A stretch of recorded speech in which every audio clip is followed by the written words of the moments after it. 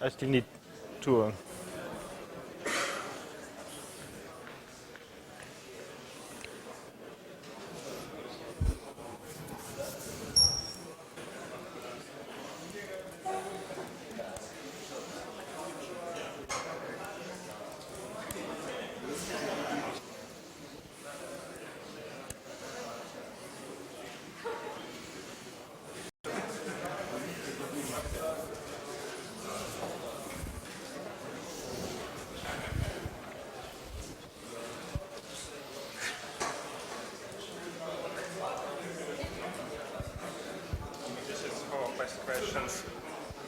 I have some stuff. Yeah.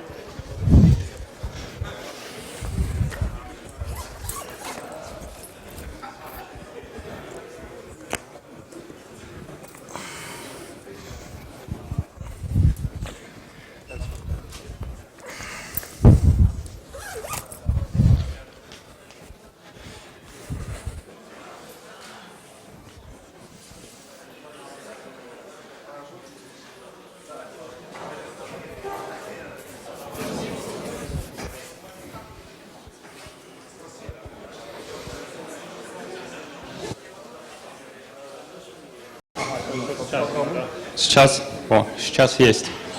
Хорошо, коллеги, давайте, кто еще там чай допивает, заканчивать, подходите, будем через несколько минут начинать.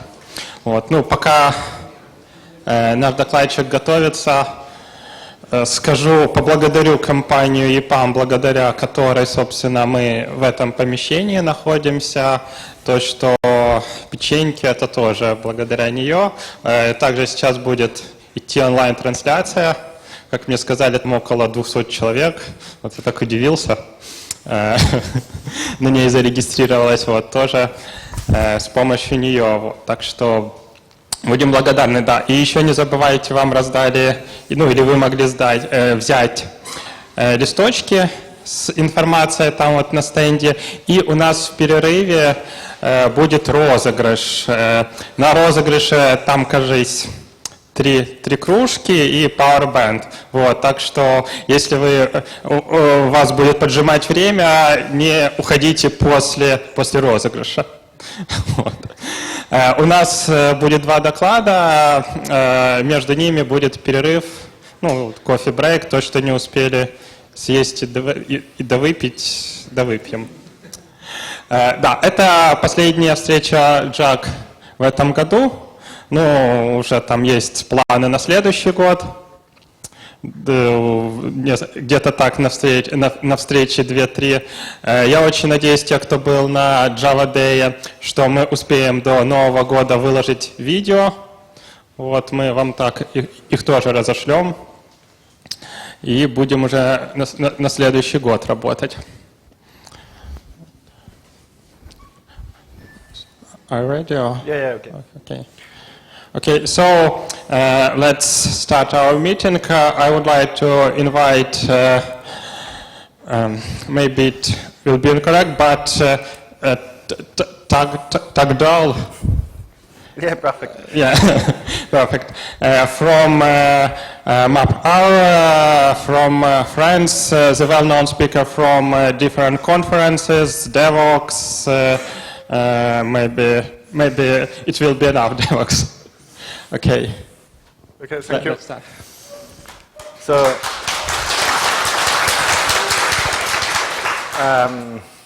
I just landed 1 hour ago, so it's a little bit of a rush for me. So as you can guess from my accent, I'm coming from France, so you need a few minutes to get used to my accent, and it will be easier.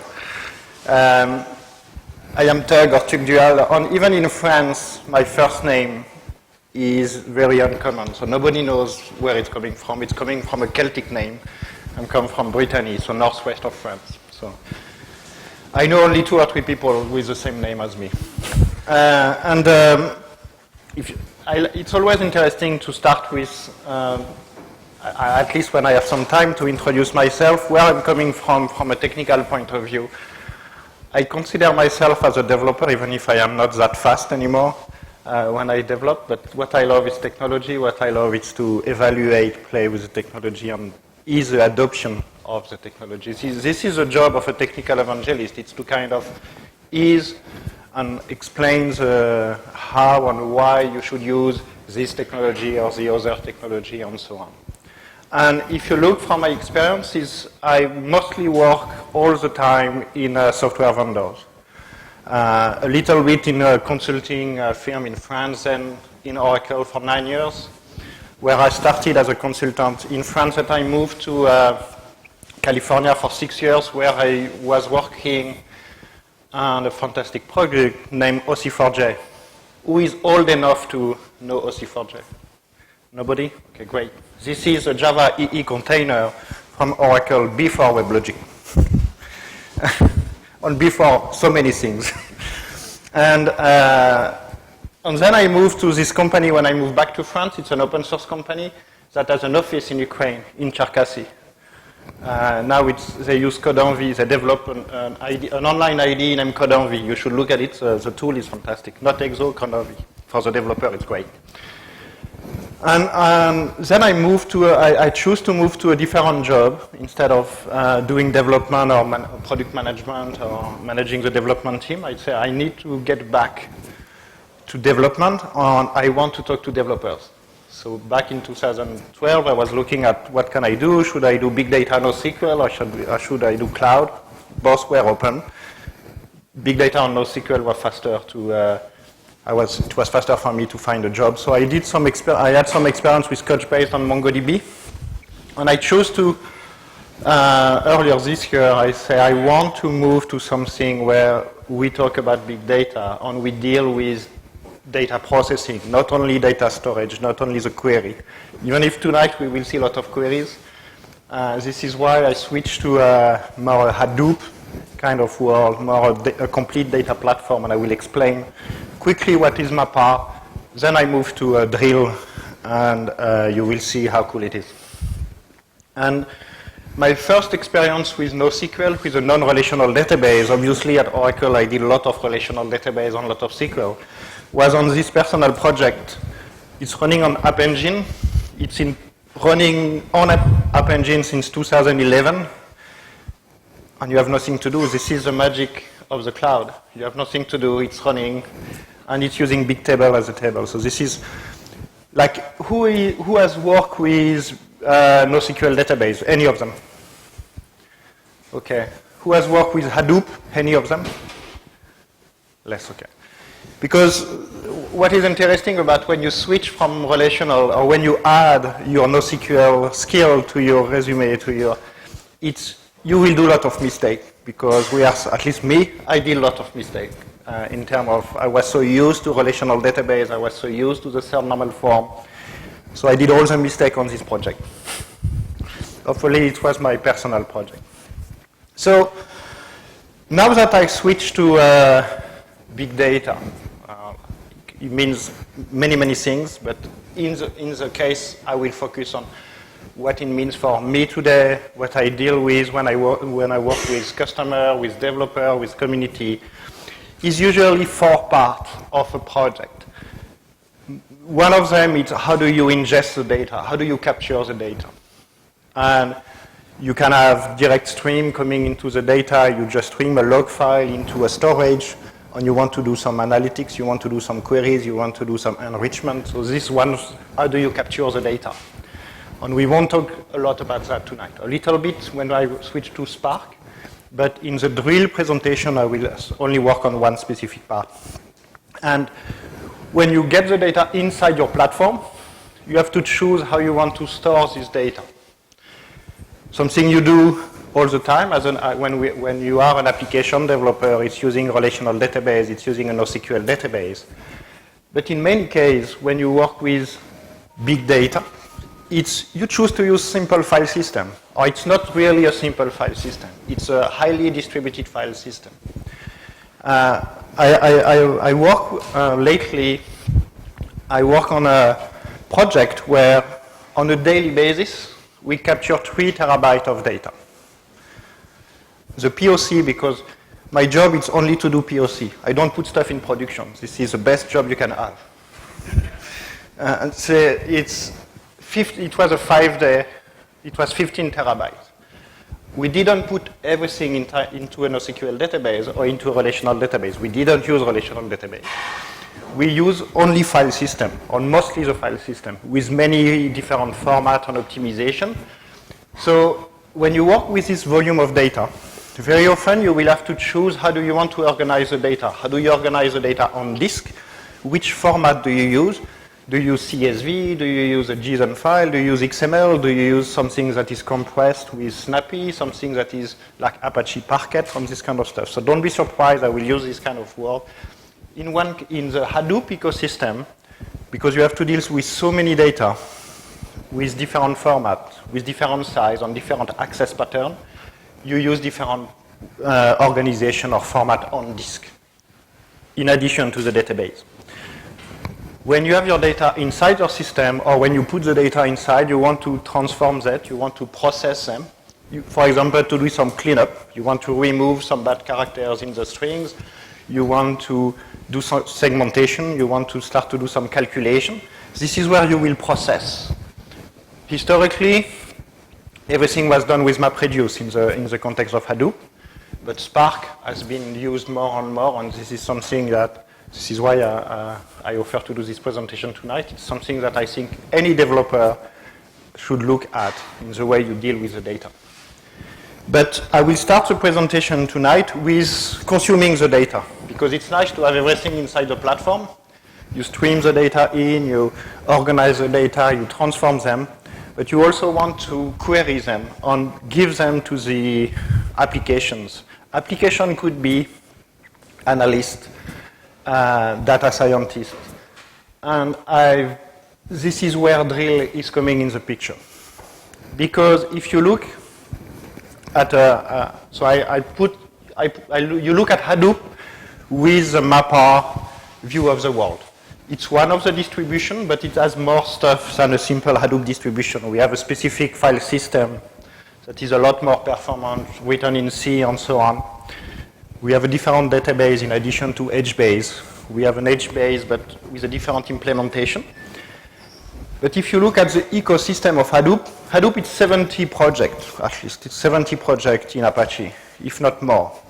So it's a toolbox of many, many stuff you can do with your data when they are distributed, when you want to process. I was talking about ingestions. You can ingest with Storm, with Spark, with Flume. You can also transform the stuff. If you want to store the data, you can store that on the file system or inside an index with Solar or Elastic or using HBase. And processing will be done with MapReduce, Pig, or Spark. We will talk about Spark in the second part. But what is interesting, it's here. Here it's a machine learning or more complex processing of the data. Is you have many options also to access the data using SQL. Because the best way to access the data is still SQL. I'm not talking about updating the data. I'm not talking about inserting the data. But when you want to give the data to a business user that has to do some aggregation, SQL is the best language, and you will see why.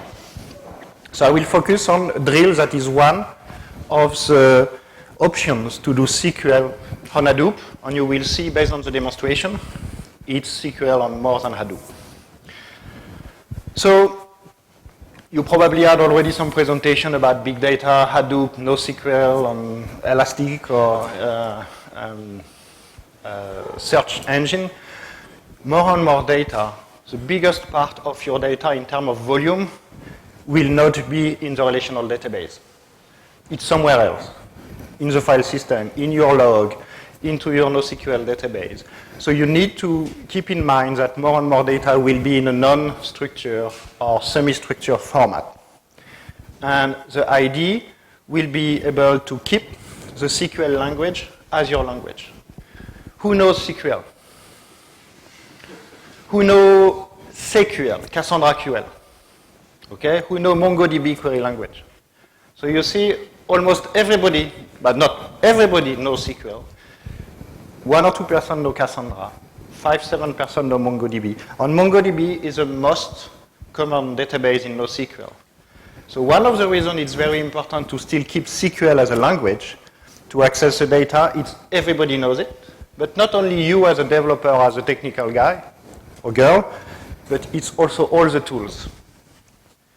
Because immediately, if you can talk SQL, you will give access to your fantastic data store to all the people that are using tools.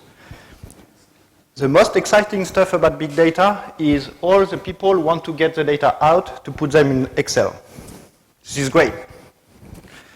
But you do a lot of Excel when you work with data scientists. I don't. But you want to still have the flexibility, the scalability of the NoSQL Hadoop world, where you can add multiple columns, you have different formats, you don't have to organize the data exactly all the same way all the time. So the reason why Drill has been created, so it's an Apache project, it's open source, it has been created by some guys in MapR, but now it has been contributed by many people. It's to, sorry? If you look at the way you define the schema or manage your schema inside your normal database, in your relational database you have first. The first thing you do, you cannot do anything until you have created a schema. And it's great, but not for all the use cases. What you start to have in, I will say, traditional Hadoop is you store the data, but you create a schema that is kind of just a filter on the data. This is what Hive is doing or Impala. Drill has been created with a different approach where you store the data and you can start to query without defining any schema. You will see that you still need to define some at the end if you want to give access to the business user. But you as a developer, when you want to play with the data, you just start to write the queries. So open source SQL based on multiple things, based on the standard SQL language.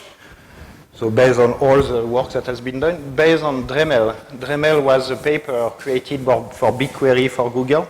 They explain in a paper how you do distributed queries, as join in an efficient way on a distributed engine. So Apache project, feel free to contribute if you want. Last time I did a presentation in Budapest on Drill. The day after, I had a guy sending me a contribution about geospatial queries in Drill, so we'll see what you will do. So one of the key parts is you should be able to query everything in terms of where it is, but also in terms of format. Because I told you that one of the key points is to be able to deal with the data as they are stored. It could be a CSV file, it could be a JSON file, it could be a Mongo table, it could be a Cassandra table, it could be a Couchbase or relational table. So you need to extend a little bit the SQL language to do that. Not the language itself, but the way you address the data. So the select star is the same, from will be the same, except that here, the way you address the table will be first, you have the plugin. What do you use? Do you use a file system? Do you use a relational database? Do you use HBase or MapRDB? Do you use MongoDB? Then you will have, depending on what you have here, either a folder, a database, a table, or a file. And at the end, you will have table, collection, or file. So based on that, you can start to query, and you can start to work on the data the way you want.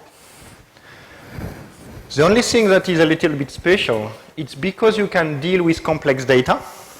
So if the world is only based on columns on rows, it's very simple. You can do that with any structure. So HBase is based on that. The TSV, so tabular or a semicolon or column separated values will be a great stuff. But in reality, the way you want to organize the data, it's a case of JSON, it's a case of XML, but it's also the case of this specific file. I was talking about, you have heard about protobuf, for example, in the past, that define a schema. It's the same with Parquet on Avro. There are specific formats that can deal with complex data structure. So with complex data structure will be this, for example. A simple record will, first the record will not necessarily have exactly the same look, but you have complex data into it. I'm not saying it's a valid JSON document, it's just a conceptual view, meaning you have first name, last name, you have a list, and you can have a sub-object and so on. So how do you deal with that? So Drill, internally, represents the data exactly like if it was JSON, to allow you to query and do some calculation on complex queries. So the extension of SQL is also how do you address and manipulate that. So now I will switch to a mostly demonstration, and I'm using the Yelp database. So they have an open source, but not an open source. They have some open data, some JSON files they are available. You can download them if you want. So the key part is just to see that me as a user, when I want to look at my data, I don't know exactly what I have into it. And I cannot transform them until I know what I have in terms of schema, what I have in terms of values, and so on. So if you look at the business part of Yelp, you have some information about an ID, the full address, a name, and so on. But you have some specific attributes that are complex. The hours, when do they open, when do they close. So you see each day with a close time and open hour and close hour. The list of categories, so here you have a complex list of categories and some other complex data structure. And one of the goals here is to be able to query that without changing the schema, without changing the file, sorry. We have other files like the reviews and the check-in, that will be the time where people get in and out. And the idea of Drill is to give you access to this data without doing anything, or almost anything. And the reason why we talk about Drill as SQL on everything, you don't need Hadoop. You don't need a complex cluster. You don't need 2,000 machines to make it work. You can work on your laptop with a Java, but if you need to go to a very large cluster, you will be able to do it. So what I will do, I switch to the terminal.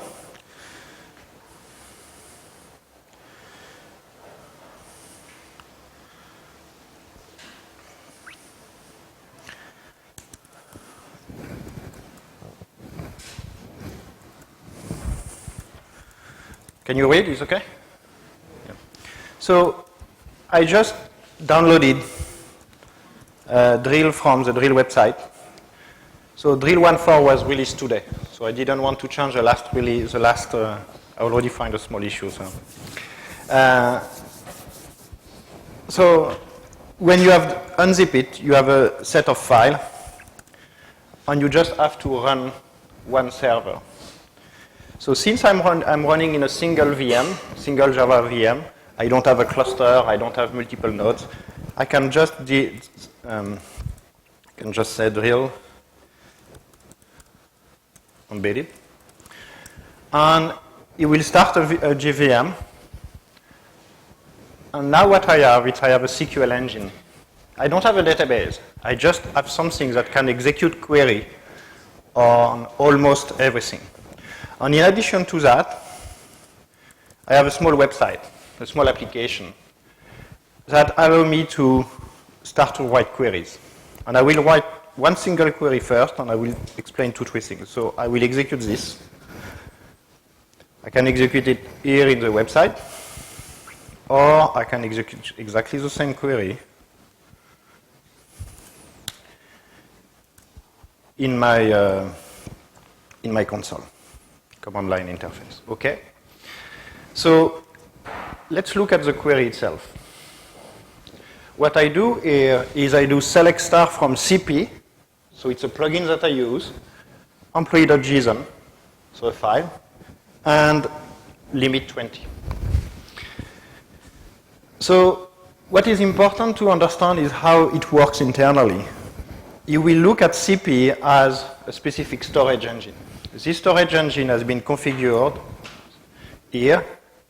You see CP. CP is just a class path. So this query on this file is just here to help you to say, okay, it's working, my system is working. So what I have done, I have the DFS, so distributed file system or not, because here I am not in a distributed file system. So I just point to my local drive. And I have some information about the root folder, but also I have added some information about data, Yelp, and so on. This is the only thing that I have done to prepare the demo. It's to configure that, to say where are the data. And if I look at the data,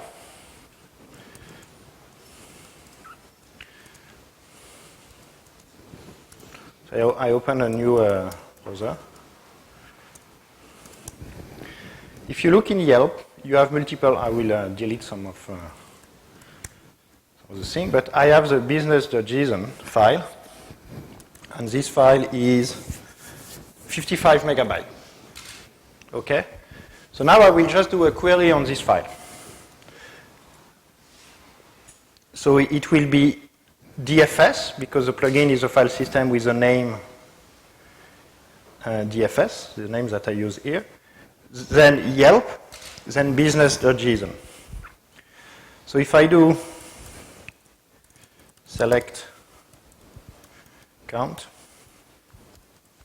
from dfs.yelp, and I will call it business.json. I execute the query. I have 61,000 entries in the file. If I do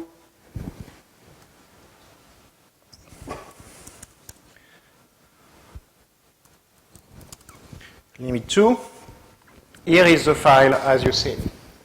Okay? If I want to get the value of Tuesday, you see here, Tuesday, it's moving like that. So I will just do hours.Tuesday.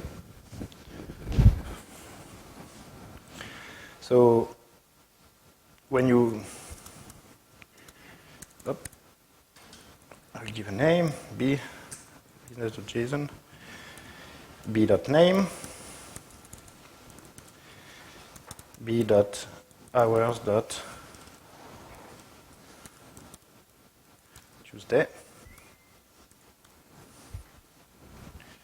And I got the information. So this one is not opened on Tuesday. You see the schema are different because it doesn't have Tuesday on this specific field, for example. So now let's do another query just to see something. If I do, I will take the query that I have in my slide just because I'm too lazy. Here I have two things to show to you in the same time. So first, I deal with a compressed file. It was just a test to see does it work with compressed file.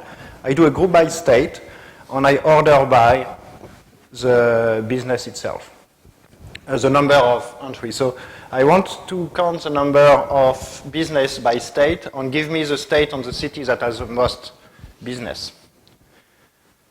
And it's Las Vegas, yeah.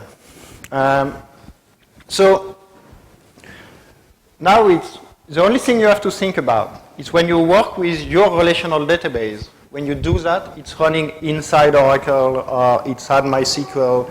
It has indexes and many things to do to optimize this. For example, if you do this query into your database, you will probably have an index on the state, on the city, to make it efficient. I am on a file system.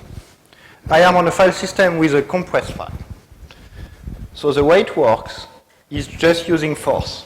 It's just opening the file, scanning, and do all the calculation. This is how it works in many, many cases when you do big data stuff. Because first, you don't know the schema, because you don't know the volume, because you cannot create index all the time.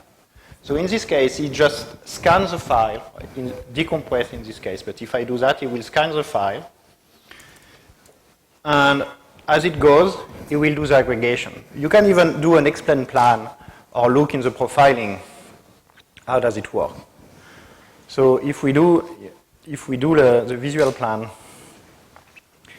it will do a scan, it will do the aggregation, take the 5, then return the value.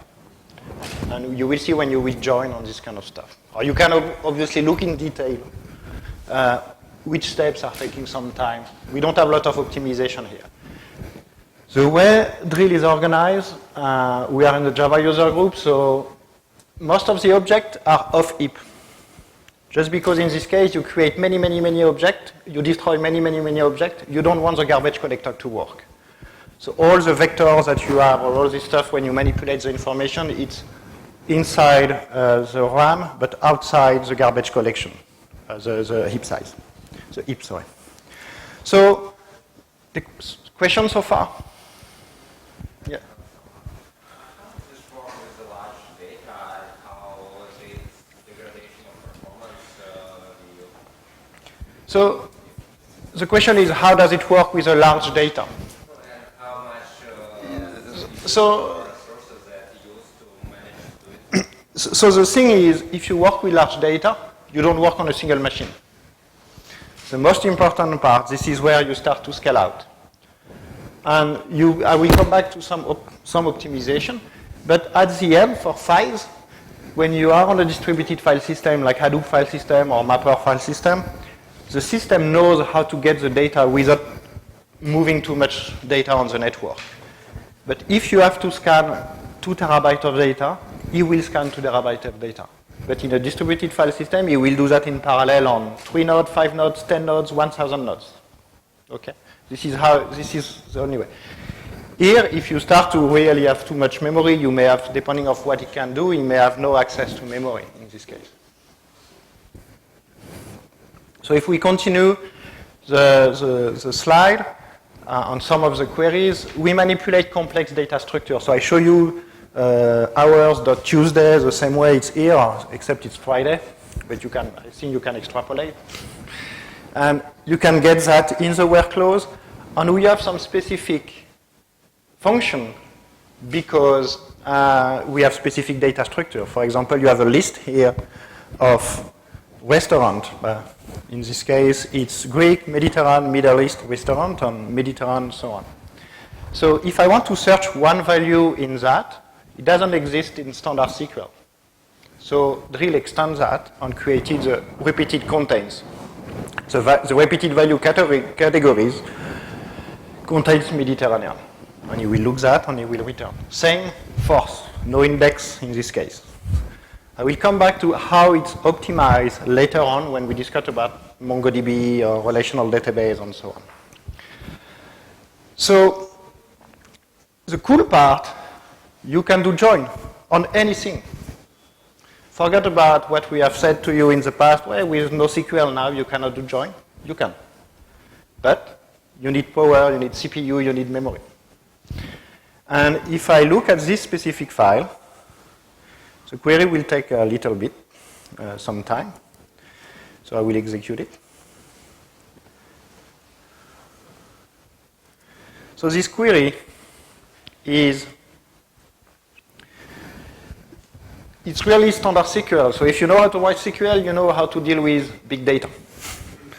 You have, as you know, in SQL, we always start in the middle, and you get out of the queries to understand how it works. So you have a query inside here that will give you which business are the most, what are the coolest business. For that, you need to look into the review and find all the reviews for a specific business. So you will group by business ID that have more than 2,000 stuff. So you will do group by having on the sum, and then this will return you the ID, and you can get the list of business. So here we will have to read two JSON files. One will be do some aggregation, some calculation to get the business ID. Then you will join with the other file. And I can do quickly, I will do a count on that just to select count. So we have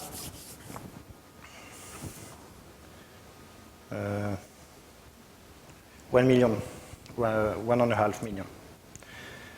So it's 1,500, I don't remember how many we were in the business, but he's doing a join between two files. One is 1.5 million. The other one is for 60,000 or something, finding the information. In this case, the reason why it was not that slow, it's because the files are in memory. Already, you have some work that has been done already. Especially the operating system are already load some of the stuff. If we look at the profiling of this query, we do only the visualization part. We don't go in. I don't go into much detail. So you will have the complex query. So you scan the first file. You do the projections. You do the aggregation, projection. So you do hashing if you want to run on multiple process. Then you will get back to process the join between the two files. From a physical plan, you can have more information. Usually, because you cannot create index and all this stuff, it's more to see, should I do an outer join? Should I start to organize the data a little bit differently to make it faster? And I'm coming to some possible optimization just in a few minutes. So this stuff is fantastic. And so who has worked a little bit with business tool? BI, business intelligence. Okay, only few guys. It's not my job, okay? The reason why I'm doing a lot of SQL and a lot of BI, it's because we can extend that and I hack the stuff. But on the project where we have this 15 gigabyte of, terabyte, 3 terabyte every day, it was log file coming from network appliance, mobile application capture, and CDN, content delivery network. And the business was able to query and join this data like they could not do before with Teradata, with relational database, because they could not create the schema, they could not inject the data fast enough, and they were able to get a business result. The fun part, the query took 20 minutes. For me, it was a nightmare. I said, 20 minutes? Wow, it's slow. But they were very happy because usually it takes 4 or 5 hours on some queries, so it was okay. So this is a world between application developers like us, most of us, where we want less than 100 milliseconds if we can, to 20 minutes is okay. So talking about schema and how do you deal with data, one of the issues you have always when you work with SQL, you do a complex query that do a lot of smart work, and you want to give that to the business user or to your application. This is where you create views. You can create a views here, you see. I have with this specific query, I create a view. And the view is just a pointer to the query. It doesn't store any data. If I go back here and I create the view, you see it's immediate. If I query now this specific view,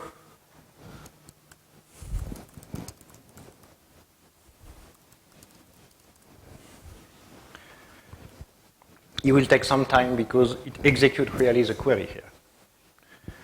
So this is great. This is usually the first thing you do when you start to have your business and you want to give that to an Excel user, because he wants to get the data out of Excel. So ODBC, GDBC, applications, tools, you need a schema. You need to know the numbers. If you know GDBC, the result set metadata need to be populated, and you need to have kind of a catalog. This is how you do it. You create a view. But the view is just to help people to avoid writing a query, exactly like you do in a relational database. What you may want to do, and this is usually the first optimization I do when I have to deal with data, is I create a table. In fact, I prefer to say I create a materialized view, even if it's, so you have the data, you copy them in a specific place to make it faster.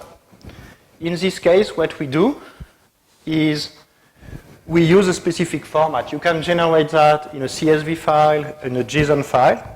But in this case, because if you want to do that to make it faster, smaller, compressed, and so on, you will use Parquet. It's one of the formats that I explained to you. It's columnar instead of being raw. So it makes it very efficient, the scan, and it's compressed.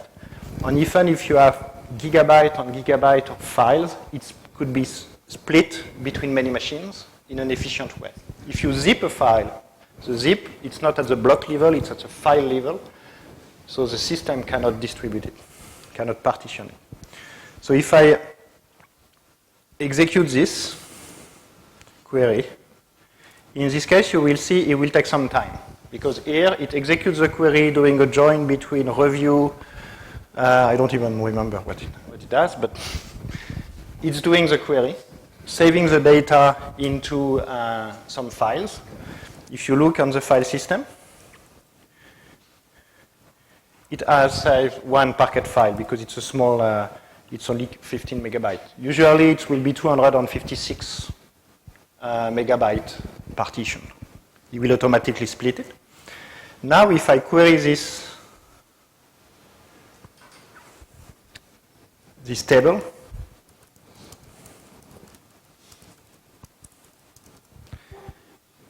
it will be very, very, very efficient. So with my story with this 15 terabyte of data, before Parquet it was 3 hours and 40 minutes. With Parquet it was 20 minutes. Just because after it's very, very efficient. Files are a lot smaller, but also a lot faster to scan. Not only because of the size, but only because the way it's organized internally. So if you do big data, in the sense you store files, remember that you have to think about which format do you use on disk. Do you want to keep them on CSV? Do you want to keep them on JSON? Do you want to keep them or transform them into Parquet, into ORC? You have many, many formats, okay? But it's the first phase. So personally, when I work with Drill, take my source, select star from, create table, select star from. It will take some time, but after I can work a lot faster on my files. This is because you don't have index on files. So let's continue a little bit on this. So we saw that here you have specific values. If I do select 12 from DFS, yeah.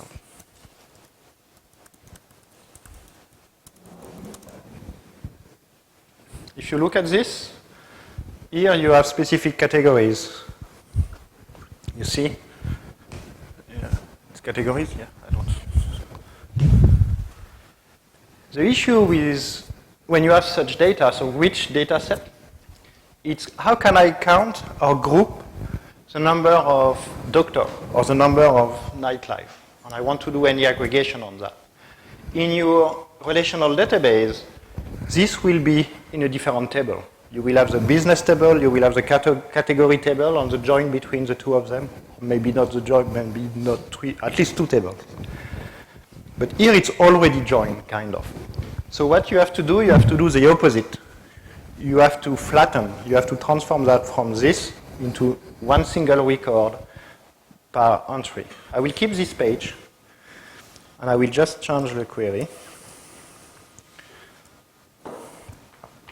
And I will just add this. Select name, categories. Let me just do it. Okay. And the only thing that I have to do, I have this new function that is part of the Drill SQL language. Sorry, and I call it cat.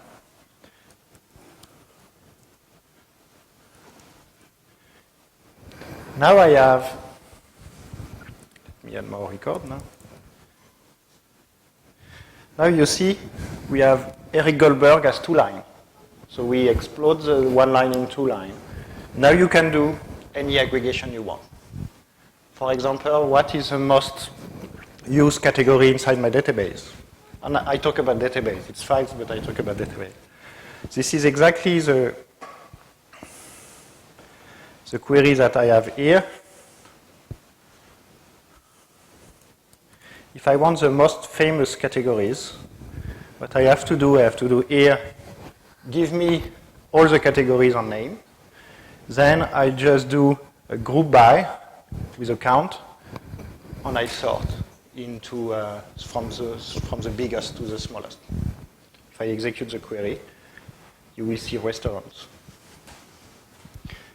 And one of the interesting part here is now if you have to deal with CSV on JSON file, you don't have to write any code. If you just want to discover the stuff, this is very useful for that. So I discovered Drill before joining MapR when I was working on this website that I took, because I have a App Engine as to start. And I capture many websites. I use many CSV with triathlon result. So you see you have this kind of, this is a result, but I have to take CSV file when I can find them and transform them to mash up, to transform. Initially I had a program in Java, then I switched to JavaScript, then I switched to Drill. Because none of the CSV files are the same. The good part, it was very easy to just start the queries, generate another CSV file at the end. So, if you have other complex data, like one of the good parts of JSON is you can do whatever you want. One of the bad parts of JSON, you can do whatever you want. That means if you look at this specific attribute, so the checking info is a key value store, kind of, with the attribute name is itself a value. It's I think it's the time where they are checking, but I'm not sure. But you see, you have a value from a business point of view, and you have the value that corresponding to this specific. So how do you query that? The first thing you have to do, and this is one of the functions of Drill, is you have to transform that into a key value. Being the key will be 74, the value will be 1. So if the field itself has a meaning from a business point of view, not only a pointer to the value, you just use the key value generator. Okay, key value generator on checking info will take all of this. You see, key 10, value 1. Now you can flatten, you have all the lines, and you can do some aggregation, you can do some queries.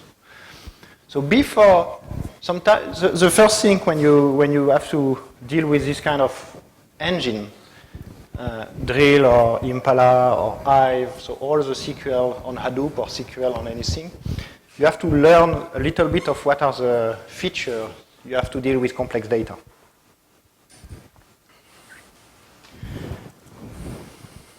So let's go to the, I have a MongoDB instance working.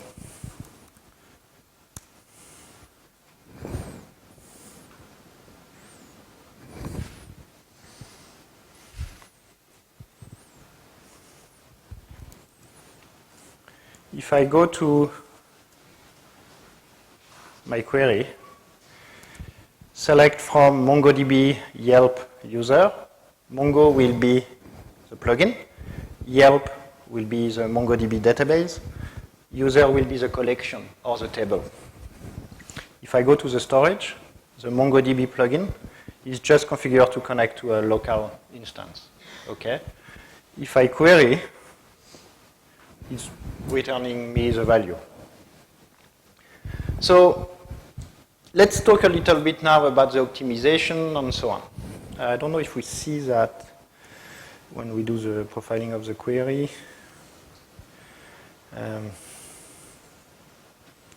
Yeah, we don't see it in detail.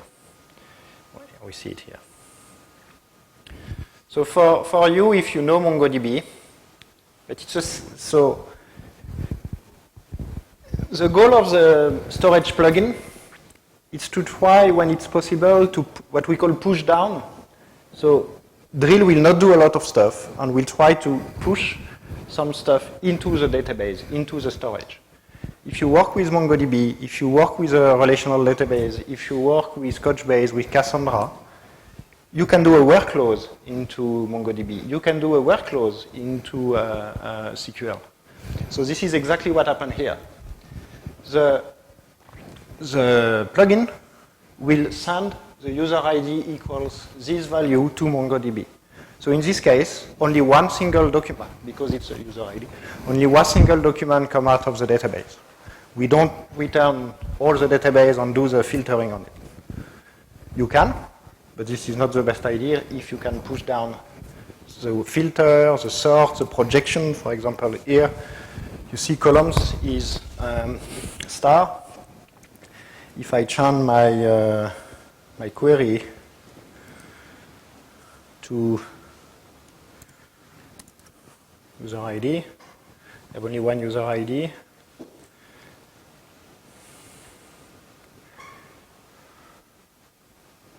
Now, the database returns only one single field.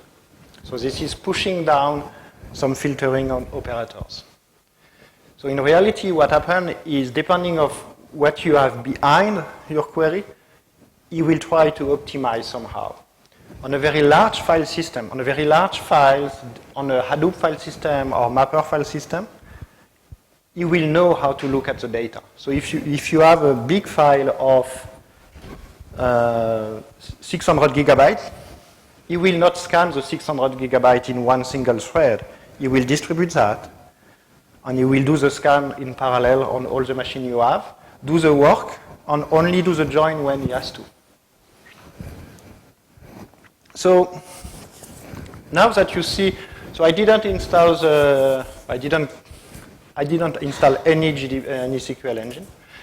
So here what I can do now, I can do a join between a file system, a Parquet file, MongoDB, relational database, Couchbase, whatever, depending of your business requirement. And this is exactly this query here. This is what this query is doing.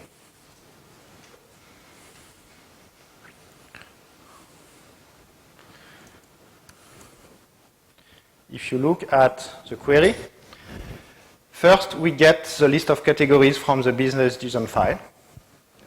Then we have a Parquet file that contains a review, because I generated the Parquet file. I'm not sure I've done it. We'll see in a minute. And I get the user. Now I would just have to do the join. So user ID the user ID coming from MongoDB, in this case, you, link to the review, who has done the review, business to business, name, and so on. So this is to get the most active user in terms of voting or review per category. Doesn't mean anything from a business point of view, but I had to find a way to join all this data.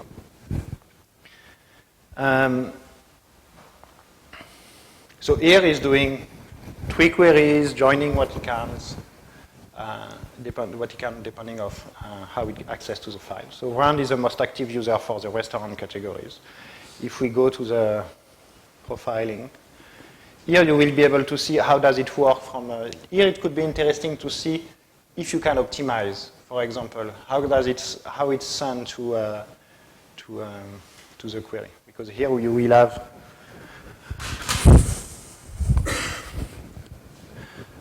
flatten is a JSON file.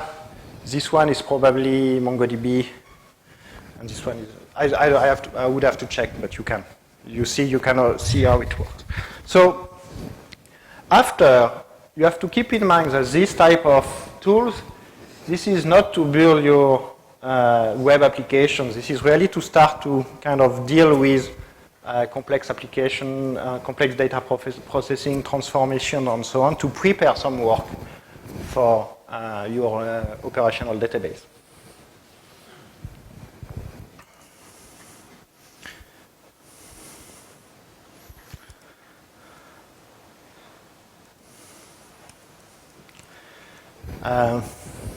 This is where I found a small bug in 1.3. I have to check.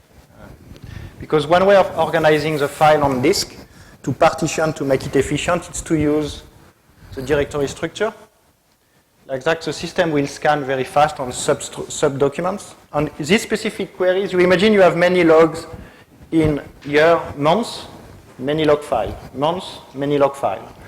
If you want to do a query to give me the number of entries in my log file for a specific quarter, you don't need to look at the date in this case. You will just use this folder plus the 3 first months. This is exactly what is here. Group by year, directory 1 in 1.3, so January, February, March. You will do the aggregation automatically. And also, on HDFS or MapRFS, it will be very efficient in the way you want to access the information. So all the small examples that I didn't offer you this option, but usually what I do when I do a user group, I ask the leader, do you want to do a workshop the day after? And but tomorrow morning I am busy, so I didn't offer. But you will be able to download it if you want. This is more or less what I have showed you.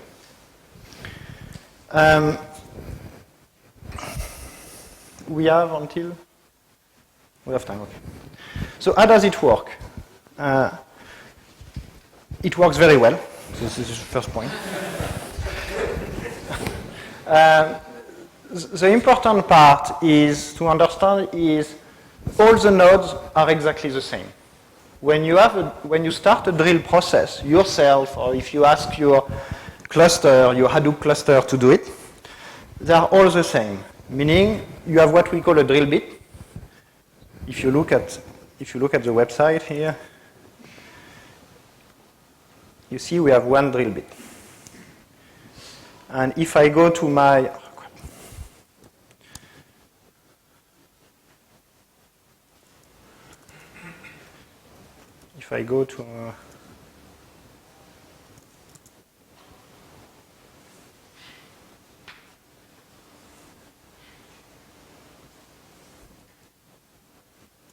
is it me or internet is slow? Could not be Amazon. Amazon is fast. I just want to show you also in the context of one cluster.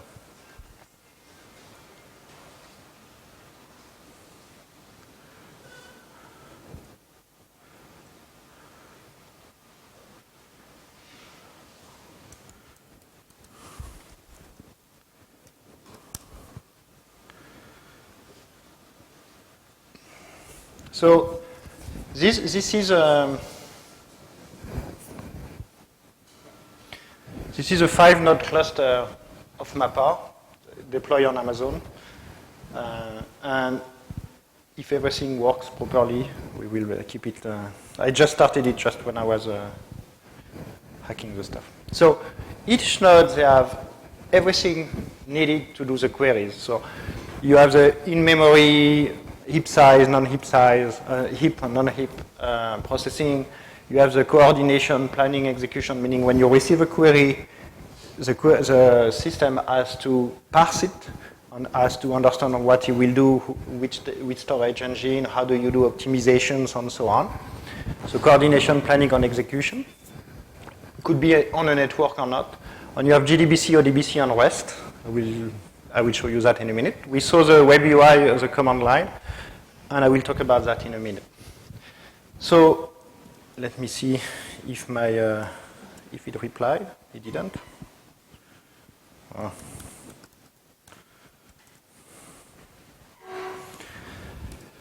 So, and this will answer your question about scalability and performance. Is one of the key parts when you work with a large volume of data, not few megabytes, not few gigabytes, but when you start to have few terabytes, you cannot expect the system to put everything in memory. You can, but you have to have a lot of money then. So what you will try to do is to avoid the system to move the data from one server to another. In the context of Hadoop, in general, MapR, on Spark, on MapReduce, on Drill, on Impala, on Hive, so all the systems that has been built For this, the idea is to work on data locality, to put the process as close as possible to the data. So what you will do, you will deploy your drill bit where the data are. Close to your HBase, close to your HDFS, so you will have one on each node. I will come back to MongoDB in a minute. So like that, when you execute, this drill bit will try to access only this data and will start to move the data between the different nodes only when he has to do some aggregation on join. If you know MongoDB, you know MongoDB could be sharded, it could be distributed on multiple shards. And traditionally, if you work with MongoDB with your application, you have all the applications, and you have all the nodes, and what happens, you have the Mongo router on Mongo S here that is doing the query like that. Drill doesn't use that. Drill gets the information from the cluster, then directly access the different node, like that, to make it more efficient. Because if you have lot of data to process, so when it's possible, Drill will work with the data locality. If you know Elasticsearch, for example, we are building a plugin for Elastic. Elastic, you don't know where the data are. You have no way you can know. You access a node, so you won't be able to do this kind of optimization. Same with Couchbase. I'm working on a Couchbase plugin. You have to ask the cluster, and you make it efficient this way. Not efficient, but you keep Couchbase will do the work, Elastic will do the work. So when you are in this context, let's take this example of one query going on this 3-node cluster. The client could be my web app, could be the command line, could be a Java application, JDBC, ODBC, REST, whatever. You will take one of the nodes.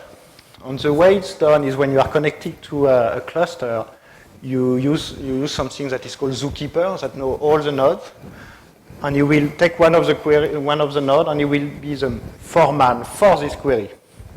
So you don't have a master, you just have one, let's say, master for one query, what is called the foreman. Then he distributes the query, do the optimization and all this stuff, do the work, exchange some data if it's needed, return back the data to the foreman, that will return the information. So if you have performance issue here, and you cannot do a lot with trying to compress the data and so on, you just have to add more machines.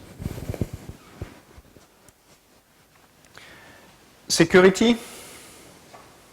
So this is, I know I will say something very, very stupid, but it's very important that I say it. Security is very important. So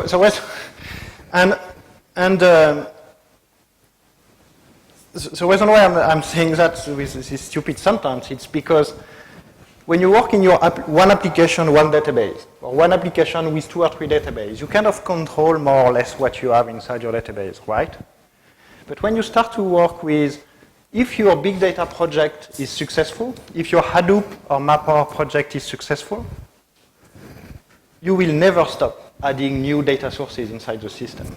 So at the beginning, it could be just some application log or some sentiment analysis from a Twitter feed or so on. That's secure. You don't care if somebody accesses this database or these files. But if you want to do a join or some processing between your customer, their Twitter account, their Facebook account, their bank account, whatever, you need to be sure this is secure. And this is why I'm saying that. It's because in the context of big data, you start to push new data sources. And every time you add these new data sources, every time you add this data set, you have to think about which level of security I should put on this data. And more importantly, where should I put the security? What I have done here, most of the time I work with files. If you put the security in your Java application only, or in your SQL statement, whatever, if somebody can access the file, it's not that secure. So try to push the security as down as possible inside your application, inside your database if you can. So you can with MongoDB, with MapRDB, you can on a file system, you can on an Oracle database put security inside the database. Always think about that, because somebody will be able to access the information in a different way.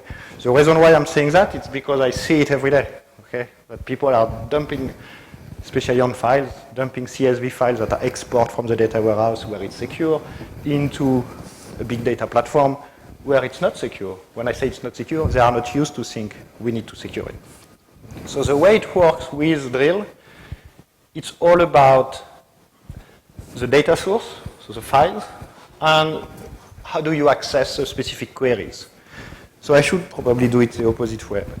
The raw file is at the top. So the files that I put inside my distributed file system is just a raw file containing some information about customer and credit card.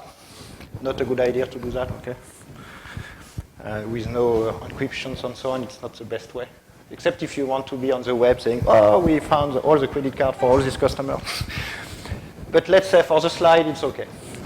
So I put some specific permission on this file. Really the permission on the file system. Only this group, this user can access the information. And I create two views, the same way I did. On these two views, I put different roles. And when I access the information, I will never access this file directly. It's Drill that will access, because the process is allowed to see it. But if you have a mask or something, you will only see that. If you have only access to 2 or 3 columns, you will only see that.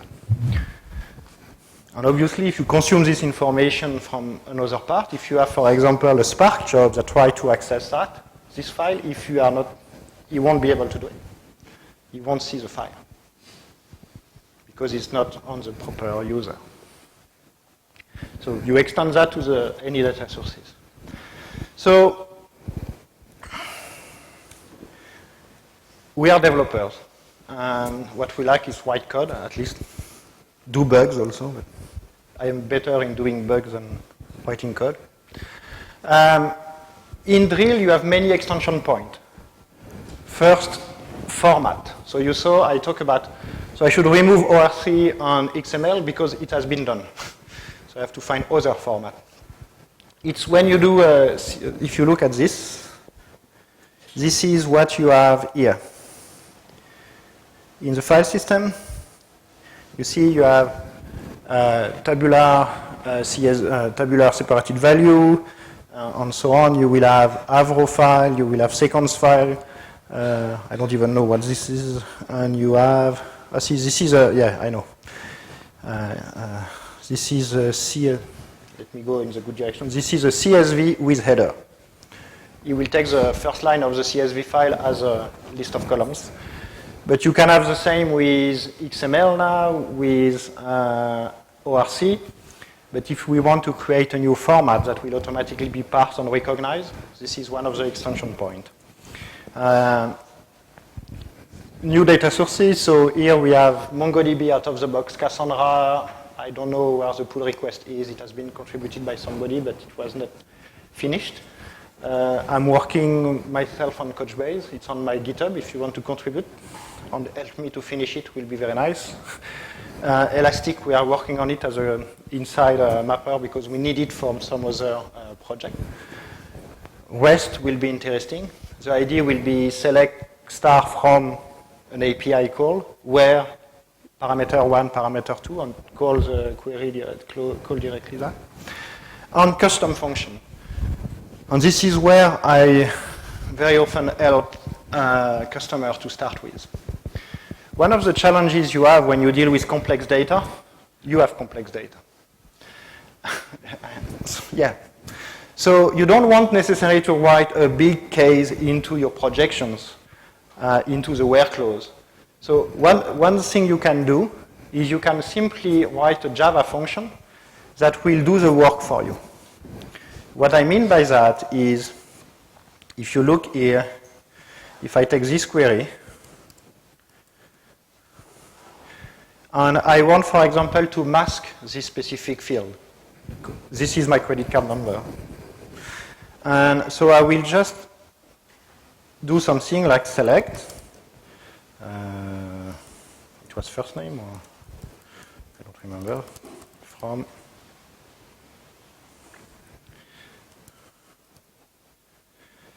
Okay. So suppose you want to write this function, mask, take this specific column, take these specific characters, and for 5 first characters of the field. So you see it works. So you can create this kind of function, same that you can use in the projection. And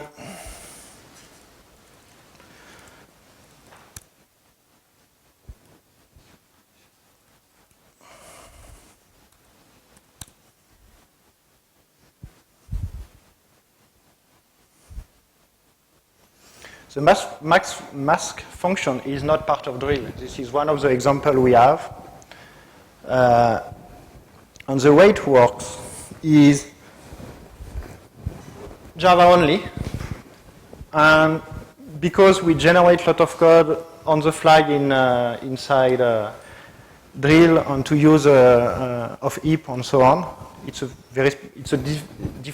a specific way to write a function. So you see you have a function template with the name of the function, so mask, where how do you react when it's null, how do you react, do you say if it's a simple function or it's an aggregation function. Then you have the parameters here. The input, the mask, the number of characters to replace, and the output will be what you return back. And this could be very, very huge, so it's a holder class that you can manipulate with a buffer and so on. And then you have the eval function that does the job. So you get the value from the mask, you get the string value from the different functions. The reason why the package is put entirely is because the code is used on the server. We are trying to improve that, but you need to put the full name of the class. Get the number of characters and replace. So get here, do the mask substring to replace, return the value into the buffer, and it's done.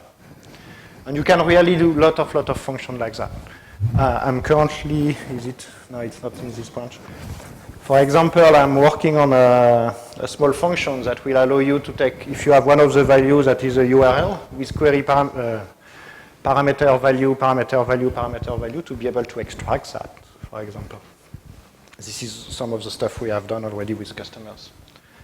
So this is a nice way of contributing and learning how to work with drill.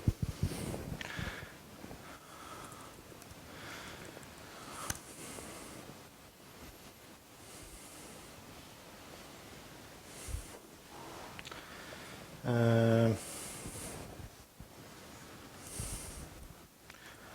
was doing some tests the other day, so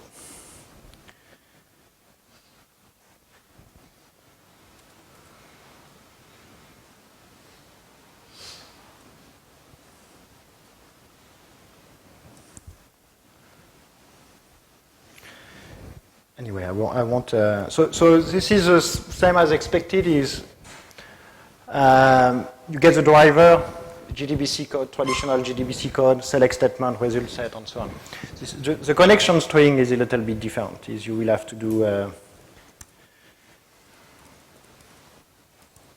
if I use this one,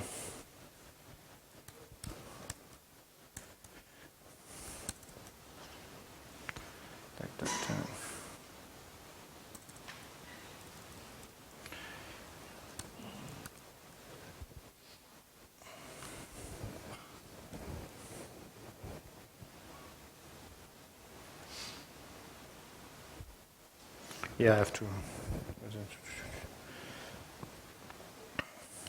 I have to check why I didn't. I was doing some tests with Hive on security on my cluster. I forgot to reset my demonstration. Last part before we switch to Spark is I put a lot of queries on code and so on, but usually when you do analytics, you do dashboards. And I was looking for a specific tools to show a nice graphic, to a nice chart to the users. And I cannot use Tableau, I cannot use Excel, I cannot use. This is not my type of tool. So I was starting to build a tool in a D3.js, on React.js, and so on. And I found something when I was doing that, and I found something very cool. So this is, I want to share that with you. I just have to check one thing. So CD project. Ideas.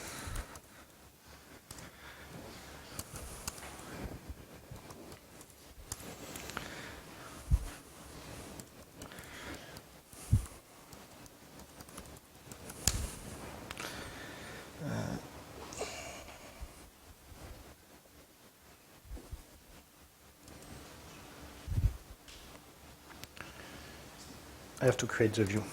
I forget.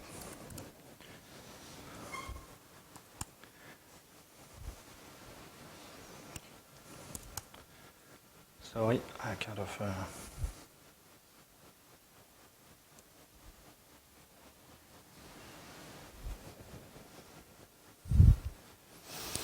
So this used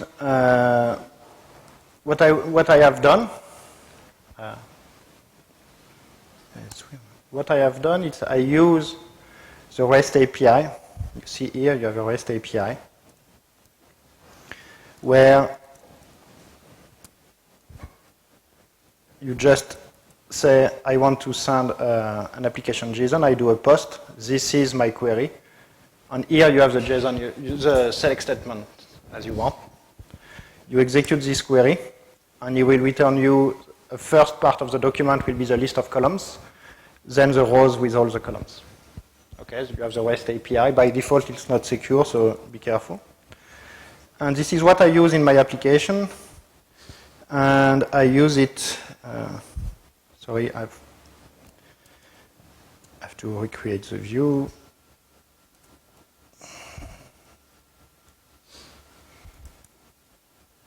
Okay. So now I will show you the result, and I will explain how I have done it. So it's a node application.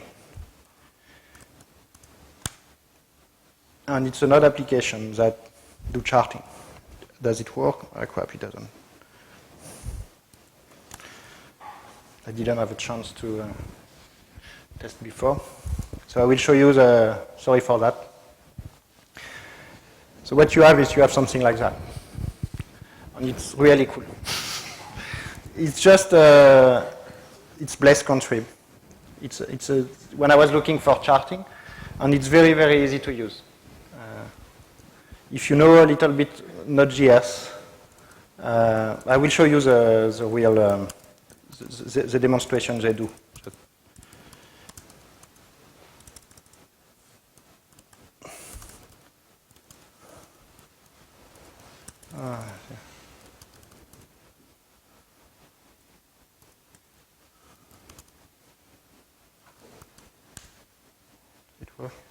Yeah. So, and what is nice about that? So first, it's a very basic one. But what is nice about this is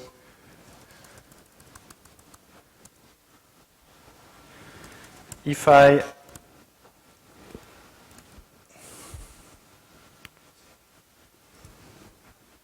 take the data,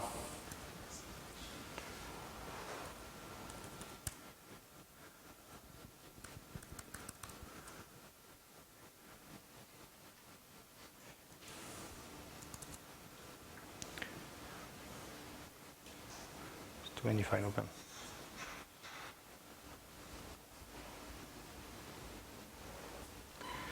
If you look at the chart behind it, we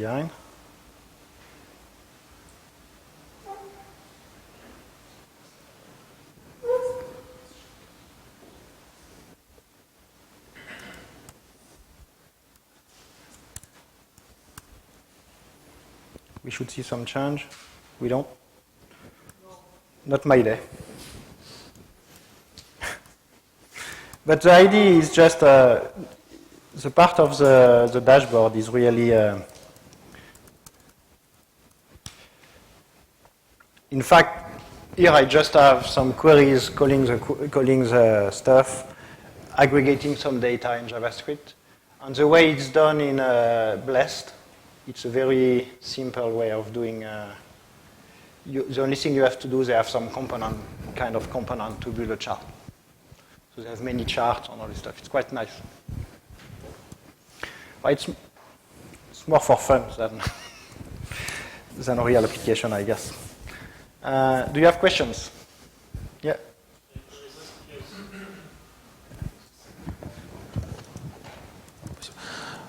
Should I worry about compatibility version between Drill and, for example, MongoDB, MongoDriver version?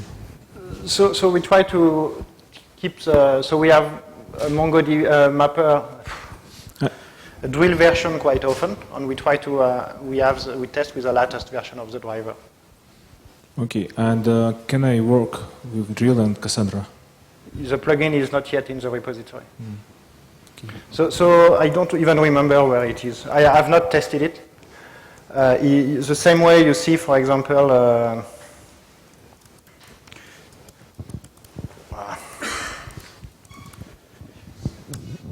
the same way I have.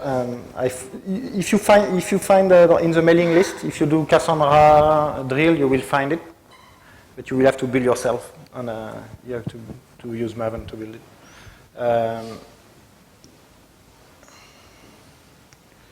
For example, I'm not yet done with the Couchbase one. It's working, but it's the first version. I have the basic feature working. So at the end, what you have a sub-project, a module in Maven for each plugin. So you see you have the geospatial queries, for example, from the guys that I met in Budapest. I'm working on Couchbase one. So you have a repo somewhere with a Cassandra plugin. Okay, another questions? If I have a replica set in MongoDB, how I need to set up Drill to work with the replica set? You don't. What I mean by that is by default, the driver works.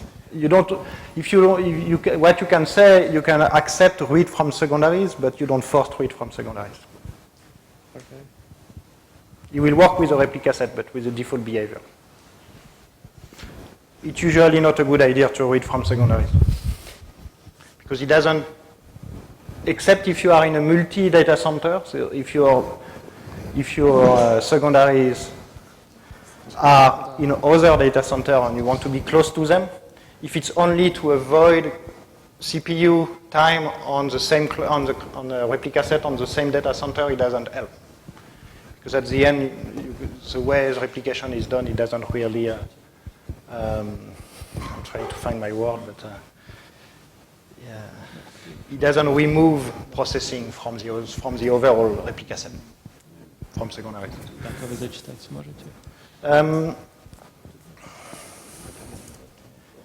Okay. So to finish, you will have access to the slide. As soon as I am back at my hotel, I will put the slide on this specific location. If it's not tonight, it will be tomorrow or something. You have, what is quite interesting is you have many small stuff to link to test yourself. Like any Apache project, as soon as you get serious about using the product, first thing you do, you go to user. This is the best place to start. And you see, it's pure Apache, has nothing to do with. This is where everything is happening. For example, you can drop a message on Dave about Cassandra, saying, what are you doing? What are you doing? It's not here yet. Okay? Okay. We have online question. Yeah. Does Drill have all need staff on board for specifying the type how materialized view is saved? I didn't understand the question.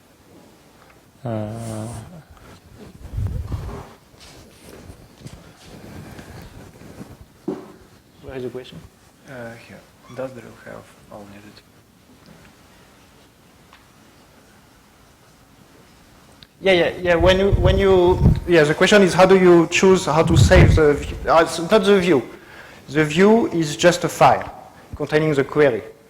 If you do a materialized view, you will save the data. And if you look at this, you have a use format here. You have a use format at the top. By default, it will be stored for this specific query, this specific session. When I do a create table, you will use Parquet, and you can choose to use CSV, or you can choose. Is it the question you was asking? Yeah, we'll see. And another one does. At least this is what I understood. You also have all the, from a pure analytical point of view, if you do, I don't know if you know, all these queries. The reason why I was saying that SQL is a very, very powerful language is you have many stuff that us, application developer, not doing analytics, not doing BI, you have many functions that we never used. I worked for 20 years with SQL and I start to use this function only a few months back. So if you look at the query, you have lag, lead, over, partitions, and so on.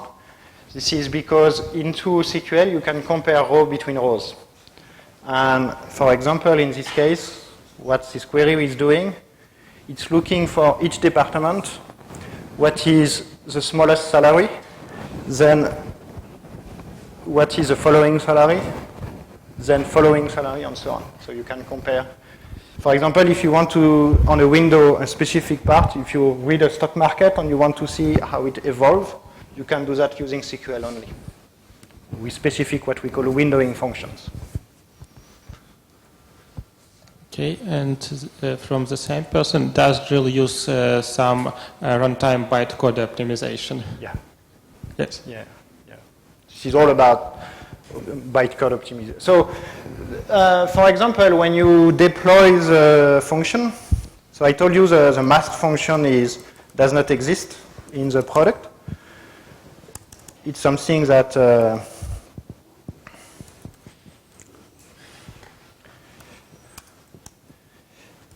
when you deploy a new function,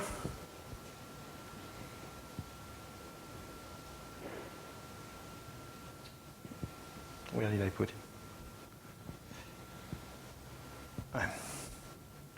You deploy the jar file on the classes on the source file because you will recompile it to do all the optimization for the code.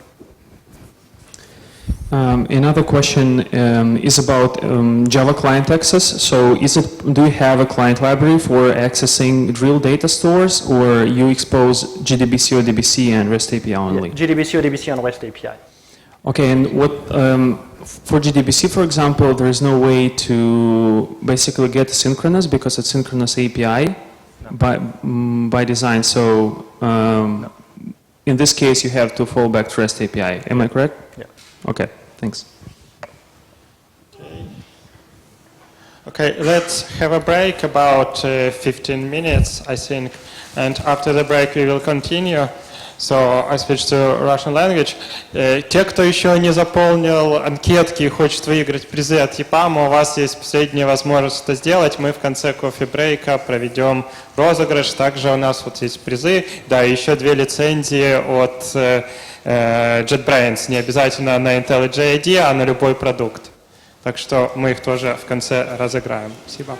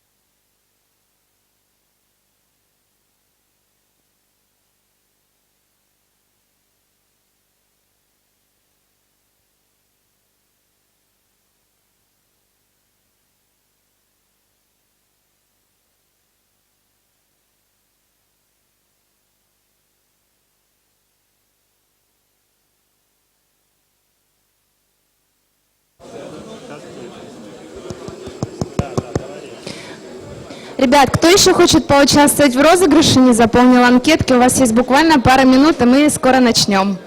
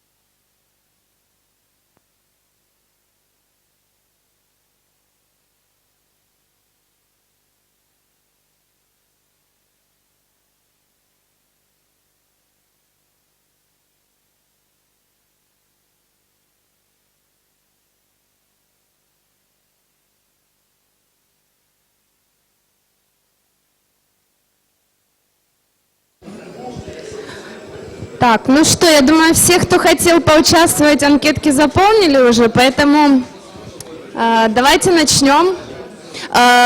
Приз будем дарить только людям, которые сейчас здесь присутствуют. Если вдруг кто-то куда-то отбежал, к сожалению, останется без приза, если я его вытащу. Итак, начинаем из кружечек. Мешаем. Я заранее извиняюсь, если с фамилией вдруг ошибусь, сами понимаете. Так, первая кружечка у нас уходит. Сергей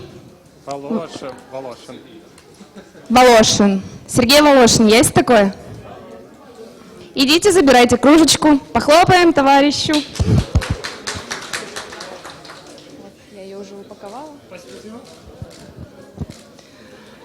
Так. Вторая кружечка у нас уходит.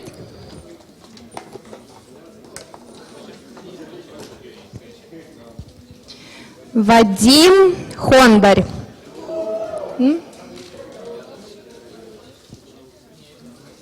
Поздравляю.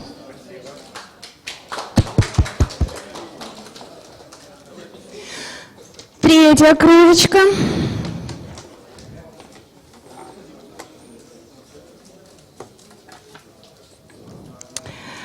Павел Васильченко. Вот, я ее еще не успела упаковать.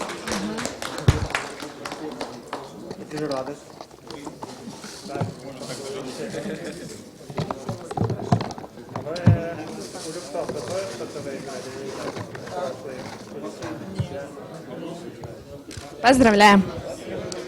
И суперприз. Это Powerbank. Достанется.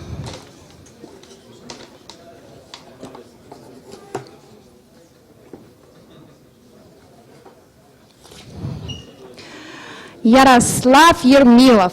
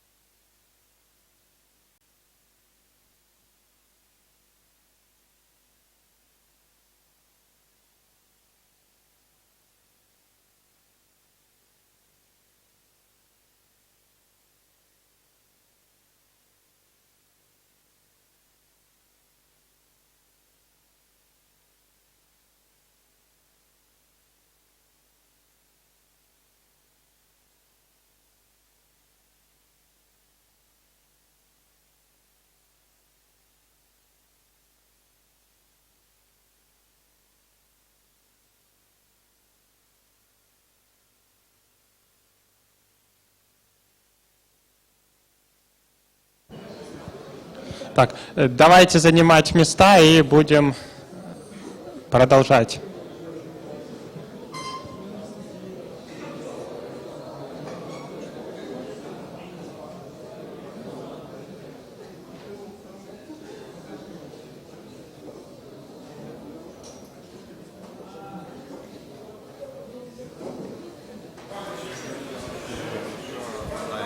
Okay.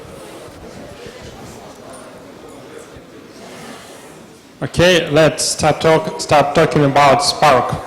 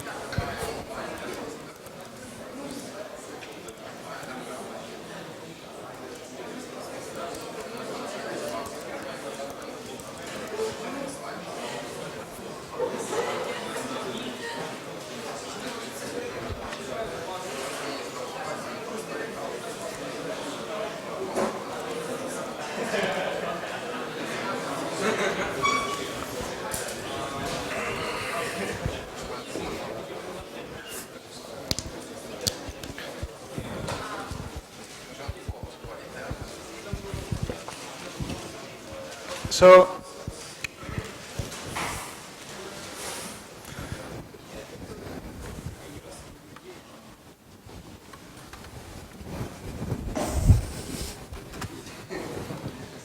I don't know where to put it.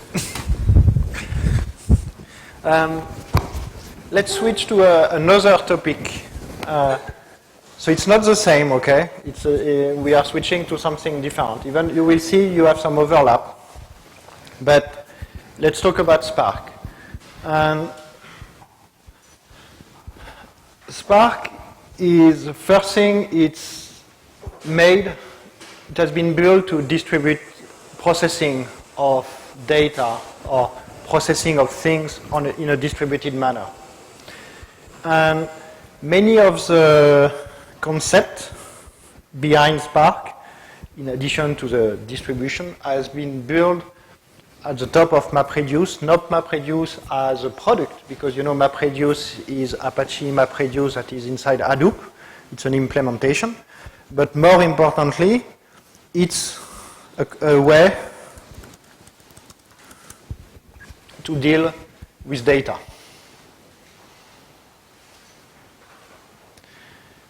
If you are interested by all of this, you can read this paper from Google.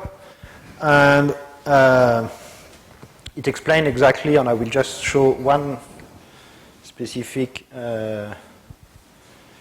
graph. Where is it? It was at the beginning. But the idea, it's a share nothing process where many machines will work on their world, they will do some work, and at the end they will do some reduce and so on. So they will manipulate the data in different steps in a way that if something happened during the process, because if you distribute the system, you may lose some machines, or you may have slower machines, and so on. So the idea of MapReduce is to have many data processed on each of the nodes of your cluster, then you take to another step, take to another step. It's exactly, Spark has been built for that, except it has been built to be done in memory, to be very, very fast. Because one of the bad part of MapReduce, it's slow. But it's okay. Originally, it's what, for example, long time ago, This is how Google was parsing the pages to build its index. You don't care. You don't care about real time in this case. You just want to be sure that everything will be processed. All the index will be updated, but you don't need to be done immediately. But we are working more and more in applications that even if we have a large volume of data, we want to be close to real time.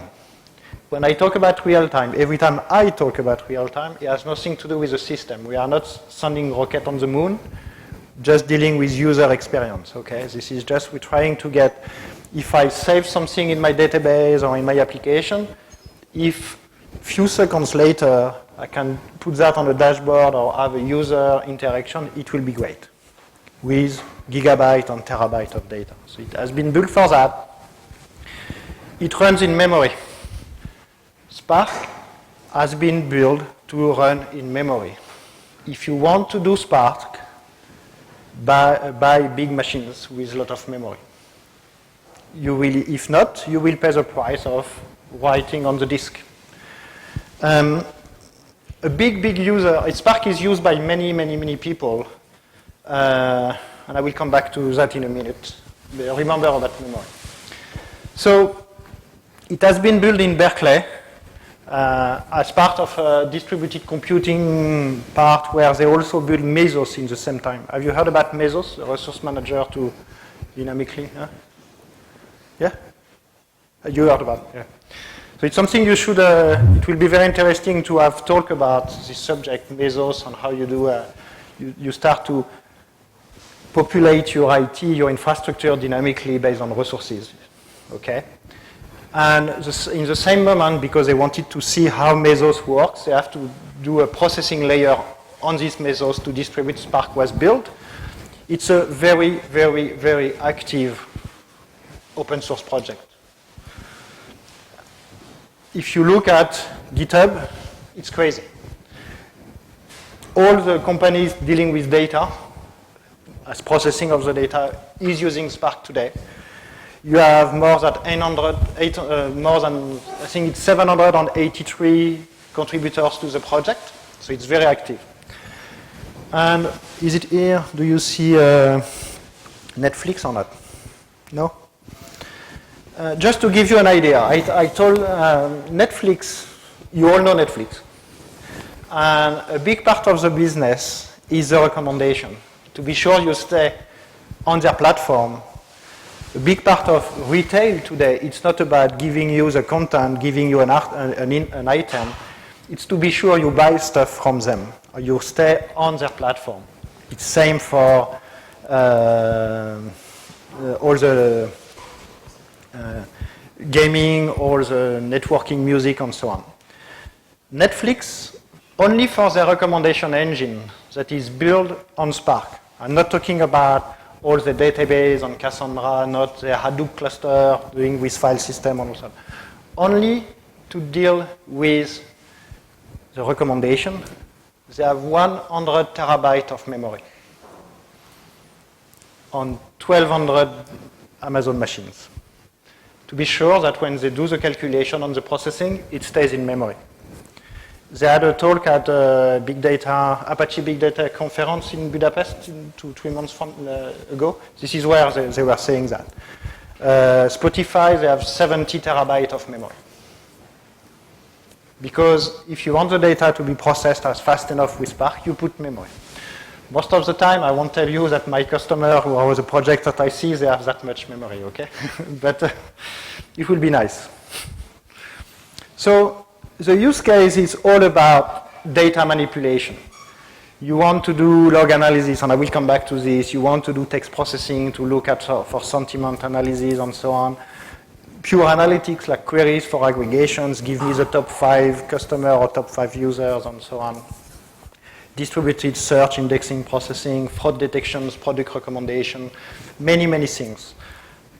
When we talk about log analysis, and this is where, if you want to do Spark, if you want to do big data, try always, because this is one of the reasons sometimes projects fail, if they're only driven by IT, it's not a good idea. If it's only you that want to do that because you want to have fun with Spark or want to have fun with Drill and so on, this is not the best way to scale in terms of success of your project, except if it's made for a specific topic that you want to understand why your applications are not working and so on. Log analysis tools, they are used a lot today to do product recommendation, to do, because you use the web analytics, you use the web log file to understand the user behavior. So you have all the log with all the click of your users. From that, you can immediately find a specific profile of user. You can find where people are stopping to work on a specific e-commerce platform. They don't buy this product or the other product. You don't even have to go to the database. You can just buy the website. This is most of the time what I call personally the log analysis. It's when you have a business value. But here you have billions of entries in CSV file and you want to process them to be able to build fraud detection, recommendation, and so on. But you don't necessarily need to have this kind of complex platform to do fraud detection. Don't go immediately in the complex world. For example, on your driving license, driver license, if you have if a guy is losing his card, his license every 2 months, and asking for a new license every 2 months, it could be a fraud. It could be the guy selling his license and so on. And you don't need a big data platform to do that. Simple SQL query in your table will work. And Spark has been built as a platform. So first you have the core part that is here to distribute the process, manage the cluster, and so on. And you have tools at the top of it. And tonight I will mostly talk about the core platform, a little bit about SQL and streaming. So SQL, you will see it's to do SQL statement at the top of your data. Spark streaming, it's to stream the data in and have some reaction. Machine learning on graph, to do the graph database, or the object graph. Like Neo4j, if you have seen. So this is how do you manipulate all these objects into, when you have the object, you store some object. So this is why sometimes don't go immediately and install a graph database. It's not because you need networks of objects that you need a graph database. What you need is you need a way to manipulate, to find a specific friends and find all these friends for a specific profile and so on, or you need to analyze a network with a router, the switch, and so on. You don't necessarily need a database. You need good data on tools like that give you that. Because one of the issues very often with graph database is scalability, to scale to the multiple nodes. But I won't go in this detail tonight. So one of the very important parts you will see quite often in distributed system processing is the way Spark has been built. It's the DAG, the DAG. You manipulate the data always in one direction. You will never loop. And one of the reasons, it's because if you do that, you can support a failure. Because you never have to go back to search where you are. Every step or every data is, if it's present somewhere else on the network, you can continue the work. So you will, the reason why I put this slide is because you will see that sometime. Usually, during development, we don't really care about that. It's working. After, it's interesting to understand what happened when you have failure and this kind of stuff. Also, one of the reasons Spark is so successful, not only because it's fast, not only because it's rich in terms of feature, but also because it supports multiple languages. It's developed in Java, it's developed in Scala. You can program in Scala. You also can program in Python, in Java, and R. Do you know R? So it's a statistical language. It's for mathematicians, statisticians. I never use R. The two biggest languages so far is Scala and Python. So if you want to get really serious about, as a Java developer, if you want to really get serious about Spark, it's a good opportunity to, you develop in Java, but you start also to learn a little bit of Scala, because most of the resources you find are in Scala. But you don't need to be an expert in Scala to deal with Spark. So Spark will allow you to work alone in one node, standalone mode, or use a resource manager if you want to with Yarn on Mesos. What we call a resource manager, so Yarn is yet another resource negotiator. So this is what was called Hadoop 2.0, was used on Yarn was a new plugin for that. It's when you have many nodes, and this is the same for Mesos. When you have many nodes, and you have to execute a job could be very expensive. So you want to be sure you distribute the process, the processing, the memory, in a way that if you execute a big job, you will not kill all the other jobs. So Mesos on Yarn will be here to kind of distribute who can do what in terms of resource management, CPU, memory, and so on. And it's all about data. So you have to process data, you have to process file, and you have many data sources like HDFS, MapRFS, so distributed file system, S3 from Amazon, Cassandra, MongoDB, or you can build your own format if you want to listen for something. So you read data. I don't know, okay. Weird animation. So the way it works is you have your application, the program that will send a little bit like we see in Drill. You will have your application that get a context, will read some file, and do some operation. It will be sent to the cluster manager, so this is one of the process. And this guy will distribute that into all the nodes, and inside all the nodes, inside the worker, you will have specific tasks done in parallel, and you will distribute the work with the DAG to organize how the data and the processing should be done. So more nodes you have, you will be able to distribute and process as many data as you want.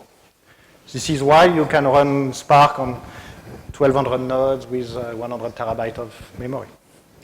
You will have many, many of that. The most important part to understand is the concept of RDD, Resilient Distributed Data Set. So what will happen when Drill, when Spark needs data, coming from, in this case, a CSV file, but it could be a JSON file, it could be depending on what you have, you will read the file. If it's on HDFS, for example, read the file on all the nodes, and you will create RDD. In this case, you will create one RDD, but this RDD is distributed on many nodes, and it's also replicated somehow to be sure that you don't lose some data. So if you have to read 32 gigabytes of files and you have only 2 machines or 3 machines, you will just distribute that and work on all these nodes. And this is where it's interesting to know that it's in Scala, at least it uses a Scala pattern. When you create an object, this object is immutable. You cannot modify the existing value. You can do some join, you can copy it, and so on. But this is important because since you want to distribute it, you want to replicate it, you want to be sure that once it's done, you won't modify this object. So also the way you work with the data, you only have 2 things you can do. You get the data, you have one RDD, then you do 2 things with this. You do transformation. Transformation take an RDD, the result is an RDD, another one. In this case, it's a filter. For example, you look in the first RDD, give me all the persons that are older than 40, and you will have a subset of that in another RDD. You have this object and this object now. And actions give you back some values. So you have transformations and action. And everything is done lazily. So it will wait that you call a specific operation to do the work. It's not immediately when you call filter.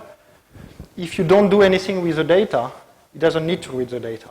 You will only need to read the data here. Because when you do the filtering, it doesn't need to read the data yet. So it's good in somehow, but sometimes also it's surprising because you type your programs in the shell and nothing happens, and then it's taking a few seconds. So some of the transformation will be, and you have many of them, map to pair, filter, group by, reduce, join, co-group. So it's all the manipulation. All this will take an RDD, give you back another RDD. Okay? And the actions, the count, apply a functions to all the elements in my RDD, get all the values, save back as a text file in this case, get the first one, take the first n element in a specific RDD. So all the work you have to do is using these kind of functions. So same, I will start with one single process running on my machine. I don't need to distribute everything, I just need to give you the concept. So I have installed Apache Spark 1.4. We are 1.4.1, we are today in 1.5.2. Very, very active project, so you have to keep up. If you want to stay at the edge, you can upgrade your Spark installation every 3 weeks if you want. The reason why I choose this one, this is the one that is currently supported by MapR in production, and we have a developer preview for 1.5 at the top of the cluster. But here I'm working locally. And I won't do complex stuff, I just want to show you the concept. And for that, you have something that is great, is a shell. You can work with the data directly with the shell.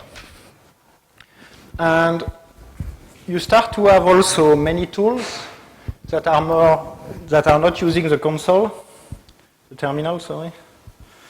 Let me put that up. For example, you have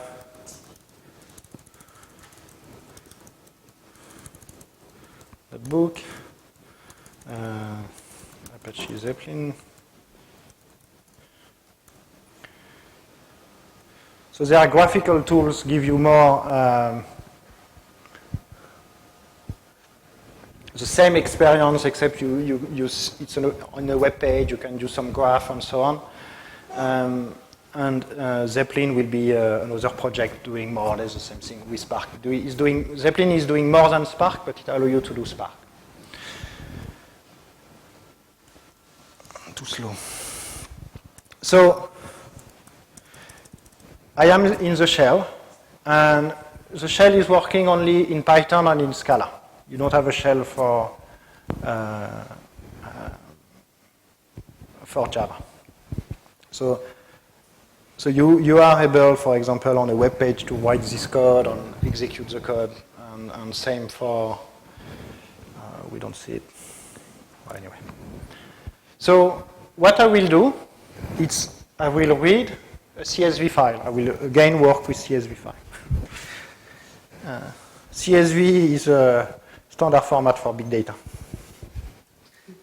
And it's true. I don't know if it's good, but it's true. So, for example, we'll go back to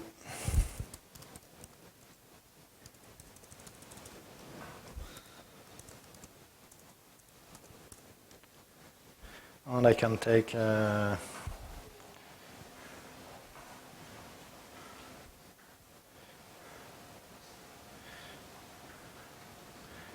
this file.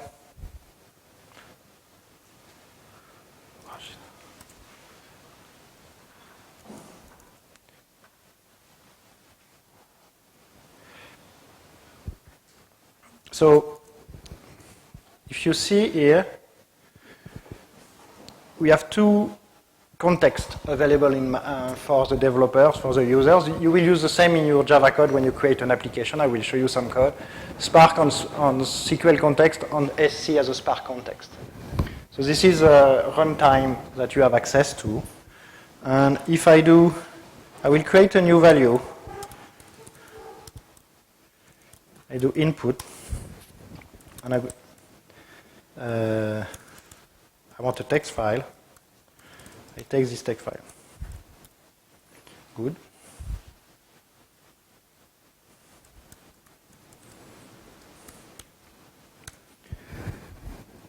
So here he has just created one object, but nothing is inside this object yet. You won't see anything big right now because you won't see a lot of processing. I will try to use my cluster on Amazon in a minute, doing the same type of stuff. So now that I have this variable, I can do, give me the first value.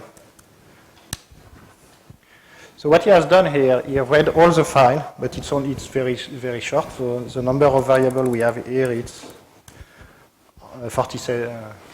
57. So this is a string, you see, a string of one string that is a CSV file with commas. And you see that is a string, so I cannot do a lot with that. If I want to, except counting the stuff. So what I can start to do is I can transform that into a map to do some operations or to objects if I want to manipulate some objects. For example, if I want to create another object, I will do that will be now a list of a map of all the values, all the columns, sorry. I will do rd input, I take this file, map, and it's Scala, so I will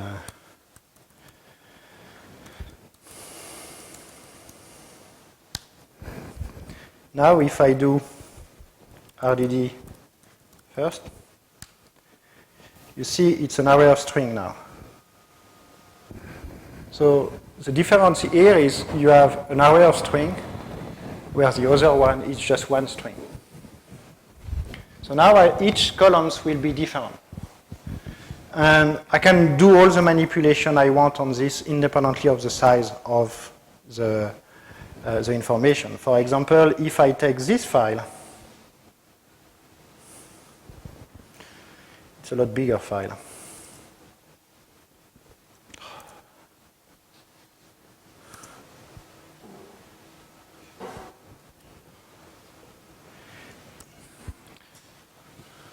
When I'm standing up, it's very hard. I will do exactly the same operation here with this file. So I will create another Wikipedia 1 SC text file.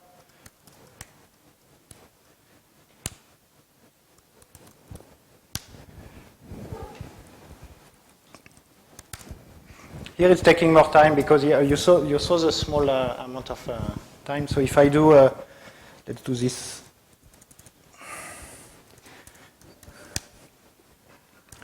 So now I have two files or two or three files. I will do one. So it's processing in parallel in the multi-thread in the context, and I have 12 million lines. And I can do the same if I want. If I take one.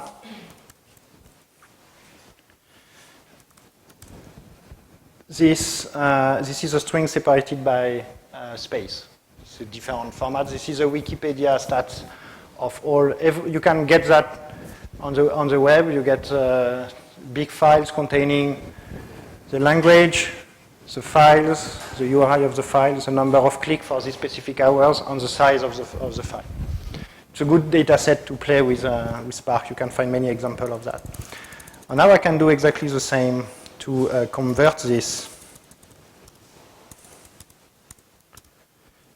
to one. So this, it's an implicit variable into Scala to say that what you get in, you use it as an entry point. You can do, if you prefer, you can do this way. And you will do, it's a map.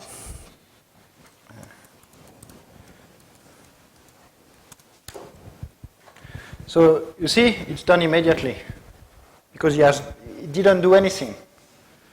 It just prepares the work. But now if I want, for example, to count this stuff, that will be exactly the same. He will do the job. Now it's, because I didn't cache anything, he is reading back the file, doing the transformations and counting.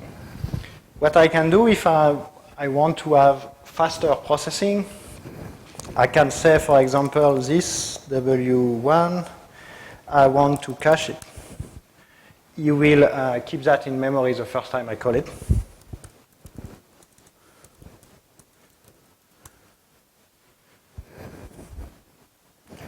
And here, cannot cache it because I don't have enough memory. So this is where you will need to scale out and have many machines. But it didn't fail, okay? It just cannot keep it in memory because it doesn't have enough space. This is the difference between drill, what I explained, where you have the JVM, the heap size, the heap, and you can put object, you don't, but drill put object outside. This is not the case of Spark. Spark is working inside the JVM only. So this is limited by the size of my VM by default. This is why I have 16 gigabytes of memory. I could put more if I extend it.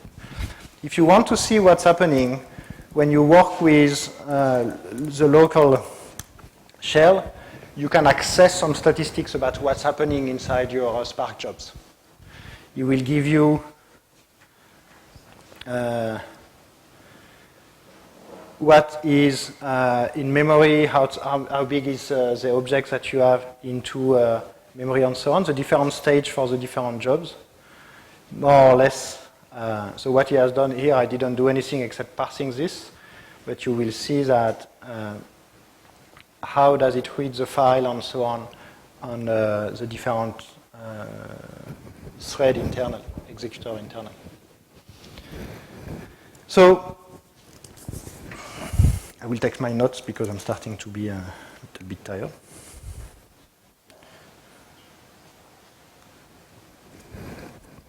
Yeah, one of the... So suppose one good example about Spark and functions will be you want to, the basic MapReduce job you do when you learn MapReduce, it's counting the number of words, but the number of occurrence of a job, of a word into a text. Okay? So this text file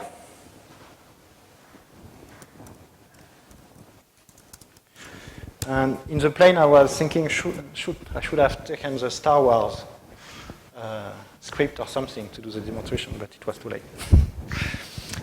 This is, you know the Gutenberg project? The Gutenberg project is a website where you have many books as different format, especially simple text file. So this is a full Alice in Wonderland text, basic text. So suppose now I want to count the number of words you have, the number of occurrence of words you have. So when I do this, if I do input count, it gives me the number of lines. This is my number of lines. So the first thing I have to do is I have to split and do a map by all the words. So this is what I do here. So I will get one single map, so this will be a long map, not different object, splitting by space, and I have the number of words. So now if I do, I have 30,000 words into this document.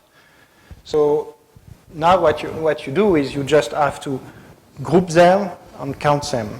So how do you group them? You will just do one thing. This is the way you work with MapReduce will be, I take one word, I take the word, and just on the side I put one. I do a map, a key value, word, one. So you have Alice, one, Wonderland, one, cat, one, and so on. So you have a big map like that. So this is, the next step is to do that.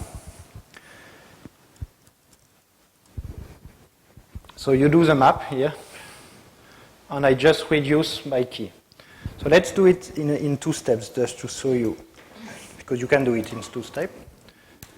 If I do this now, word count, for each,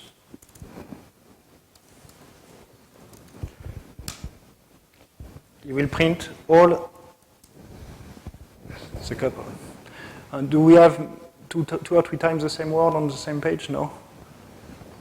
Not really. But you see you have all the words with one. Then what you do a reduce by key.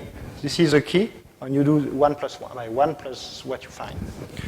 So I can do it here, and the result will be another RDD, val result, call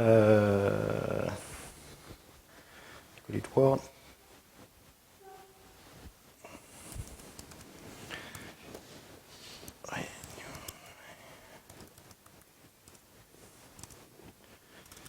And you can use again the default notation. And if I do result take 5,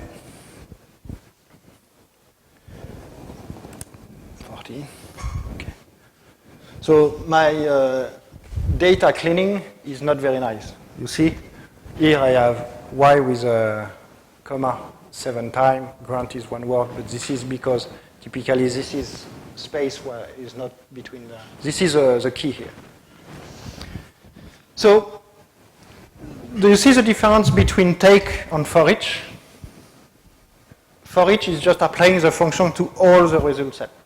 Take will just take the first n, and you have a sample, I think it's sample. And you can say, I don't remember the exact syntax. I won't go. But you can also ask the system to give you some data, 10% of the data and so on randomly.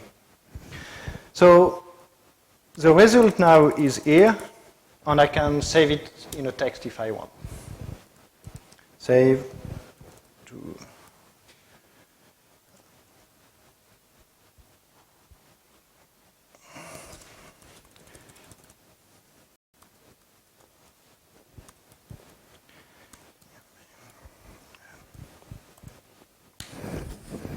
So in this case, you just dump all the key value pair into this file. But in fact, it's not really into the file. If you look,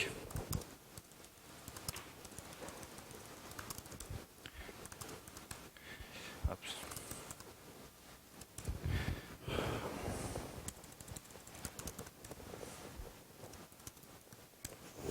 So what you have, you have some, what is important, it's a success on part 001, 0001, and so on. Because in this case, it's the number of executors he has. So what happens is if you have many partitions, he will just create one file per partition that contains a subset. You can merge them if you want or not. But this is just to be sure you don't have any conflict. Each RDD on each partition of the RDD is autonomous, is working on its own context. So this is why you may have multiple files. And if I look into one of the files, I have the result. Obviously, you can add a lot of more advanced logic on this if needed. Let me try to see if internet is fast enough to use the cluster. So here I am on my cluster.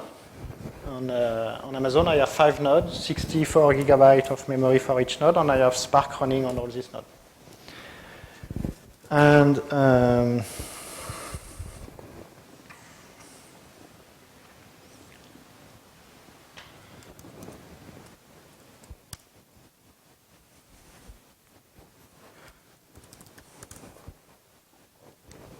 so I am connected to my cluster, and I will show you some things.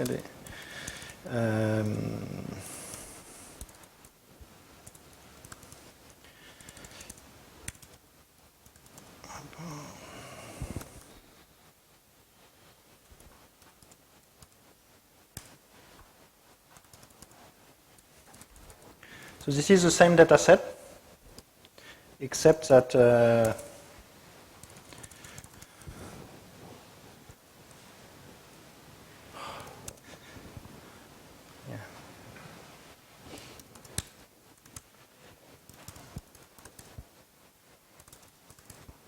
except that I have a lot more data. Okay, and if you look, this is more or less what we have seen before. So language, the page, number of clicks, the size. If I want to query that, I need to be sure that I'm using multiple nodes. This is distributed on many nodes. So what I will do, I will use exactly the same path.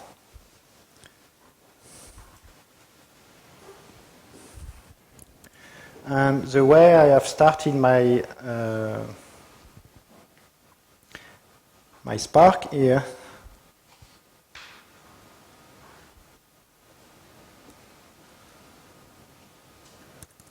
we'll see. So I use always the same logic, input, text file,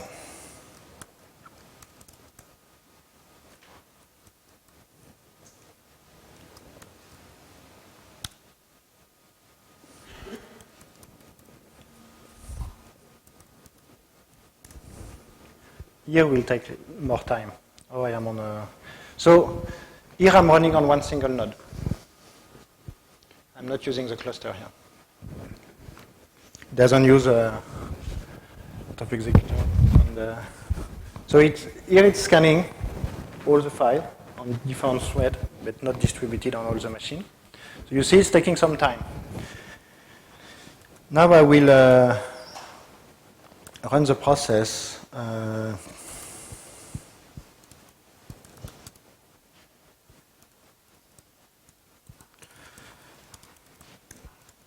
Just want to be sure.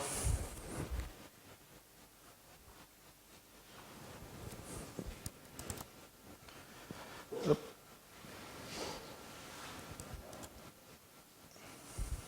So you see, it's taking a lot of time. I will just kill it. So when I do master Yarn client, I'm just asking him to connect to the resource manager that deal with all the nodes of the cluster.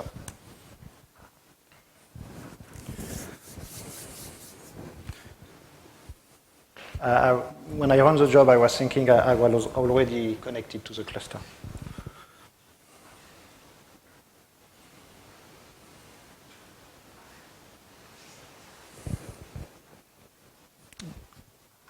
I don't know if it's a network or what, but okay, it's taking some time.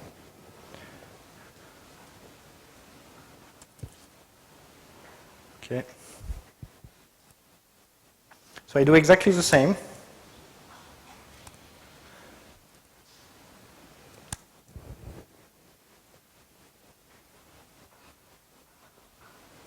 It does.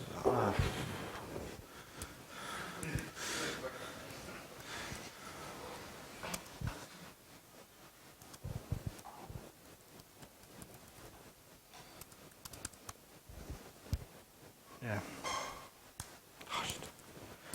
Anyway, so what I will do is, since I will show you two things. I'm cheating here. So this is a job that it's the same job. It's a count running on a single node in the same cluster, or using multiple executor and multiple nodes in the same time.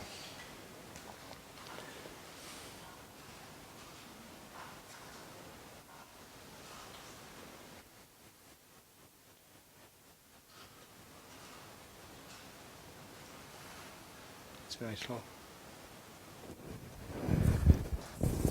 So the goal here is you will see how the volume of data that is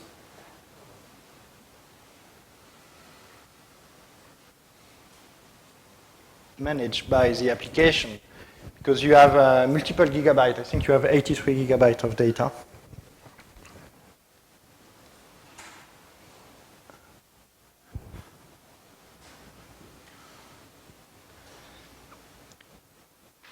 So you see the different executor here, so different internal process to the workers, and you see all the nodes. Node 1, node 4, and this is how, so this is deserialization. So at the beginning it reads the data, then it's doing all the processing on the RDD. So the RDD is distributed on all the nodes, and it's working on the different part of the data in parallel on all the nodes, compared to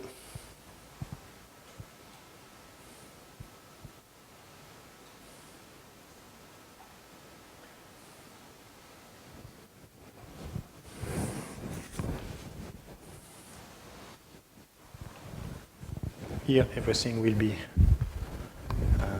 local to the application. It doesn't distribute the same way. So this is very important when you need to deal with a large volume of data to really immediately start to add multiple nodes on a lot of memory. Because if you start to hit the disk all the time, if you cannot cache object in the intermediate state, it will be very hard to debug, very hard to create an application, and so on. So, questions? Yeah.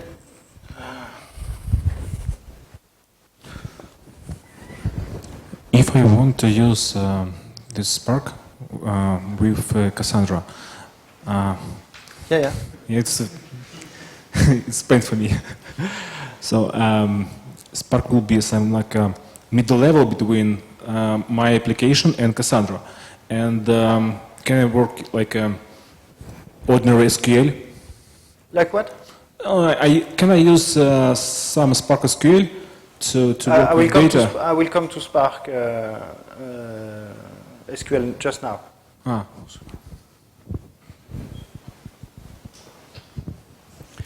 And also,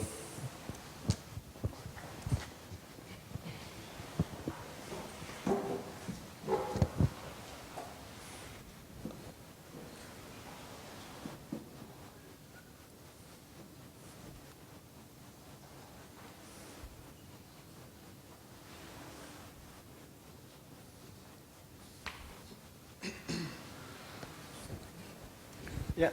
In case of node with driver fails, do we need to recalculate all DAC? Or do we need to redo calculation for all DAC? If you run out on the driver part when the application crash, I don't know. I don't know for this. Okay. I should test, but I have not. If it's one of the nodes during the process, you don't have to. If it's the application running, usually when you will use yarn client, because after you cannot get back the results. So this one I don't know. When you work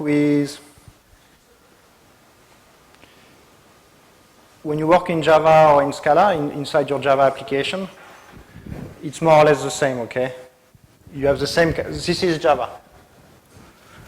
You get the Spark context, Spark configuration, Spark context. You get Java RDD, you manipulate, you get multiple RDD in the middle, depending on what you want to do. If you do this kind of process, you don't do that in an interactive way. There are jobs that you're running usually as a standalone process. This is still batch kind of processes. The way you work with Spark. It's really because you cannot guarantee that it will be done in real time in terms of, you don't do that on an HTTP request. You can, but it's not made for that. Usually you do the calculation, you save the result somewhere, this result is what you manipulate with your app. So,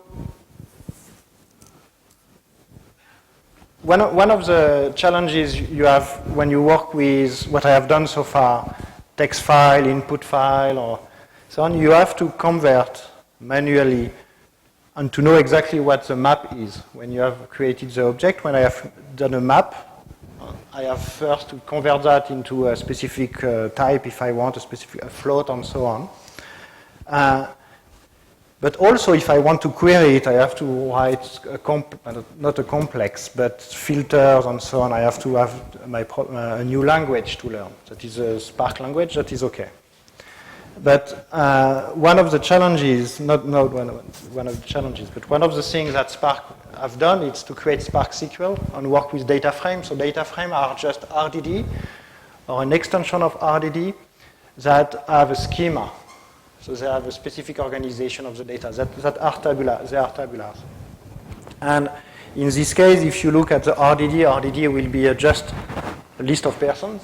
So this is one RDD, another person. So it could be either a CSV in multiple columns or simple string. And you want to convert that into a specific structure that has a specific column's name and type. This is where Spark SQL is coming.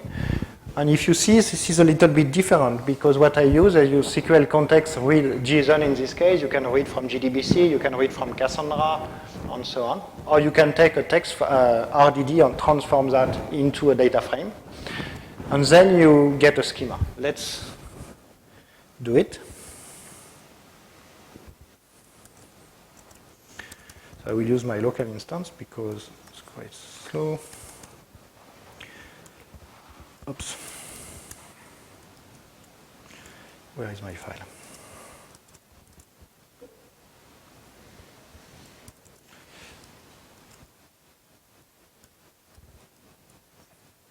So I will read the JSON file, and the JSON file is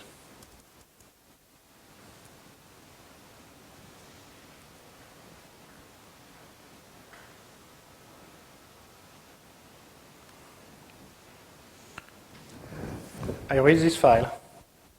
It's a very small file. And automatically, it gets the type from the JSON file. Do a quick random on it. And if I do print schema, you will see the different type. And now I can start to query this specific data structure. Instead of having simple strings and transformation, I can still do all the transformation, but I can do df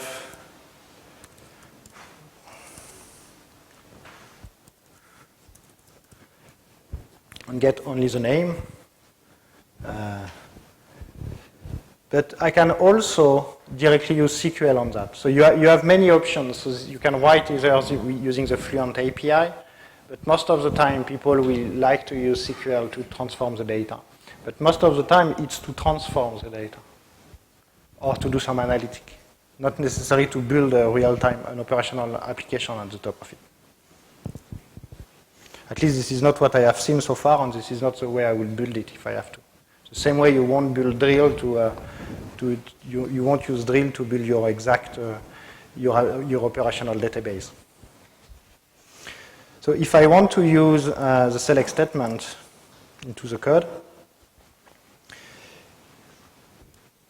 using the same way,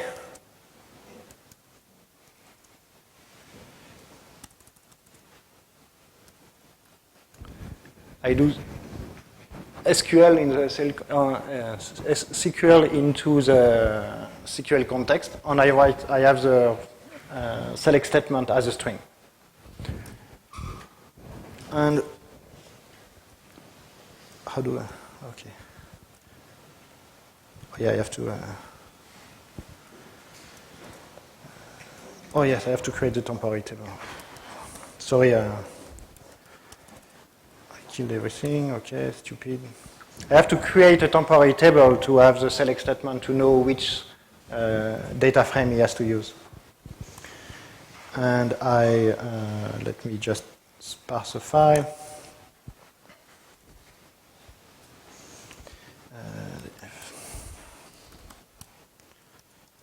So yeah, I'm starting to be a little tired, and this is why I cannot remember.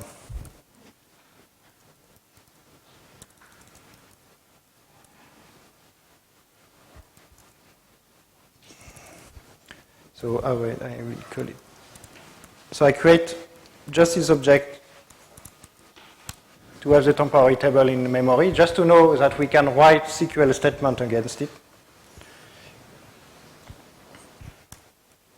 And now I can write any SQL I want. So if I do, I have, it's only a 5, it's a very simple JSON file. And if I want to do age,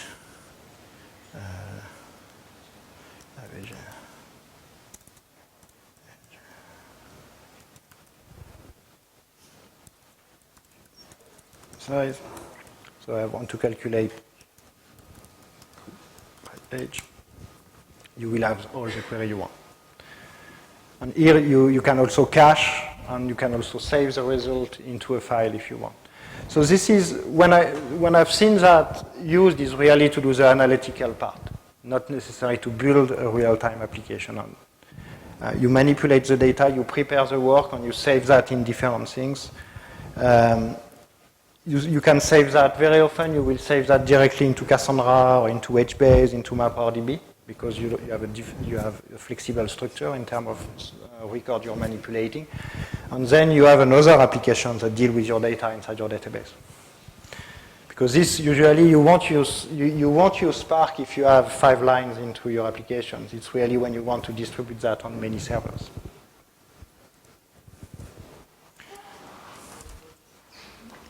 Sorry if I am not that clear, I'm starting. So, one of the very interesting, so typical use case is Internet of Things. Okay, you probably hear many things about Internet of Things, and very often what we forget about Internet of Things has nothing to do with the sensor. The most important part and the most interesting part is the data. If you look at, you have a Fitbit or something that sends data, and you want to capture this data. What you want to do ideally, you want to be able to save the data directly inside your system when they are coming in. You don't want to put them in a log, then do the work that I'm doing with the log and save. Same with your log in your application. You want to take, you have your application, your Java application running, you want to send the data immediately in the system and process them. This is one of the reasons Spark streaming has been built. So you have a Spark streaming process running inside your cluster that listens for some specific event. It's listening for something.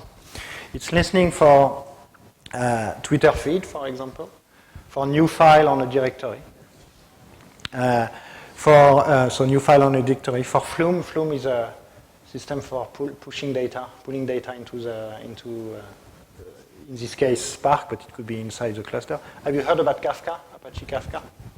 Distributed messaging system. So typically, this will be, today this is what we see more and more and more. The two things you have to look at in terms of architecture, I think, if you want to build very highly distributed, scalable, Spark, Kafka. So data will get in, and then you do the processing of your information, of your system the way you want.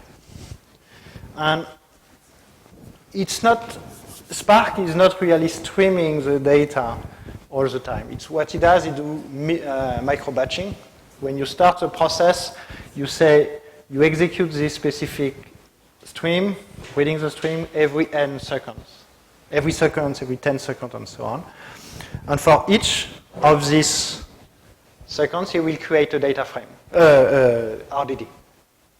So you process, you go to the next step. 2 seconds after, it will, this is first, and so on, and so on. And you will process the data to do some calculations. So typically, when you will get the data from an IoT platform, every second you will get an RDD. You deal with it. You do whatever you want, and you continue to work this way. So this is also, this way you can do fraud detections and so on, because you will find a small set of RDD, you will compare that to what you have to look. Is it something that looks bad in terms of behavior, based on your database, based on what you have in memory, in RDD, and so on. And you can immediately react and send back some message to a Kafka applications, to a web applications. But it's really your platform for processing the data in a distributed way. So the way it works is, I will show you this. This is an app. So the page that I use here, that I was supposed to use, it's a workshop that I have created with a colleague of mine, showing introduction to Spark with simple CSV, and until Spark streaming and saving into HBase. And a complete workflow will be this, is you have the Spark streaming application running here, capturing data from any source you want, saving the data most of the time in HBase, in Cassandra, in MapRDB, but also you have some job running. This one will be a more long-running process to do some statistical analytics and so on, giving you some information, for example, for a dashboard, to do time series analytics, for example. So the Spark streaming is really a very nice way to get the data inside your system. And I will show you I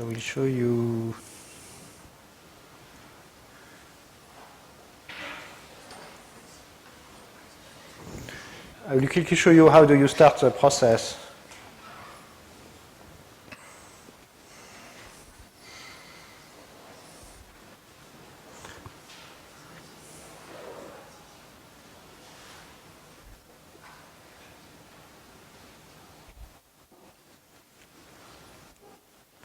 I will not even try to run it because I'm so tired that I will even fail when the code is here.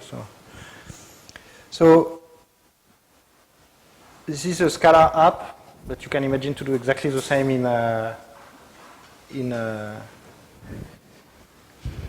Java. And look just at this. So what will happen is instead of using the Spark context, I am using the Spark streaming context that has been configured. This is the last line that I have in blue, where I will say this specific SSC, every second it will execute the job that is associated to the Spark context that is here, text file. And every time you will have a new file here, it will create an RDD. In fact, Spark streaming a DS RDD, a data stream RDD, that you can start to manipulate inside your application. Once again, this is not interactive in this way. It's an interaction based on the data. You do whatever you want, then you process the other side. Usually, you really have these two parts: the processing platform and the consuming of the data.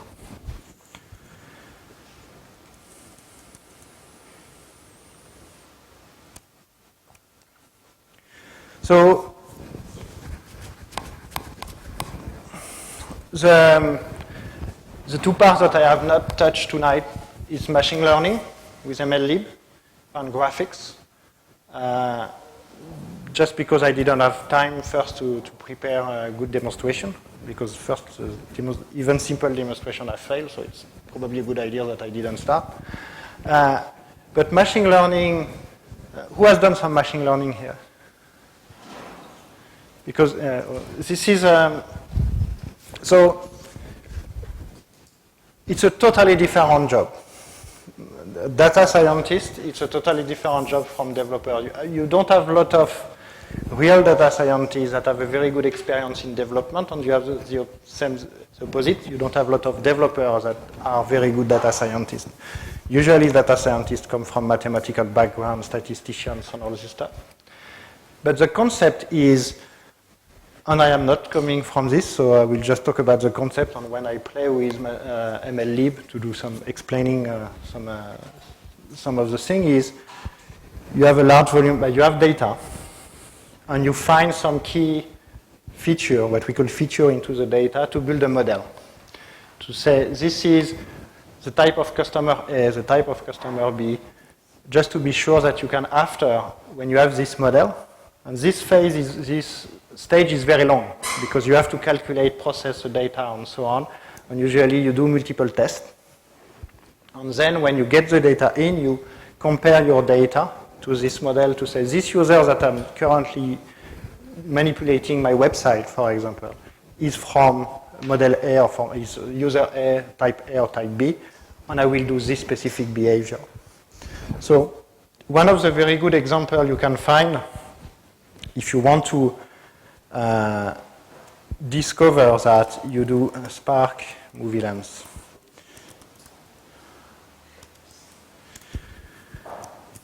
Movie lens is it's a database of all the movies, of many movies, and rating of the movies on users. And you have multiple files, so it starts always with files. And you will have a user ID, a movie ID that is here, the link between these two, the rating and the date. And it explains how to use Spark to build a model on this, to find, basically, this is a very basic first step for machine learning. You will look at one film, which user likes this movie, another movie, which user looks at this movie. So for example, this is Star Wars and I have 5 users, this is the other Star Wars, I have 3 users. Because I am here, the system will say, oh, this movie is probably interesting for you because you more or less have the same map of data. It's one of the algorithms that you can use. This is one of the models. And the real data scientists, when they work, they look at different models and different algorithms. And what MLlib is, it's a set of tools to manipulate the data to build different models. What is very important to remember is when you start your model, you will have to do it again and again and again. It will always evolve because you will have more data, because you may want to evaluate different things. So usually you will run multiple models in the same time and compare the result to know which one is the best for you. And after you put that in production, you continue to work.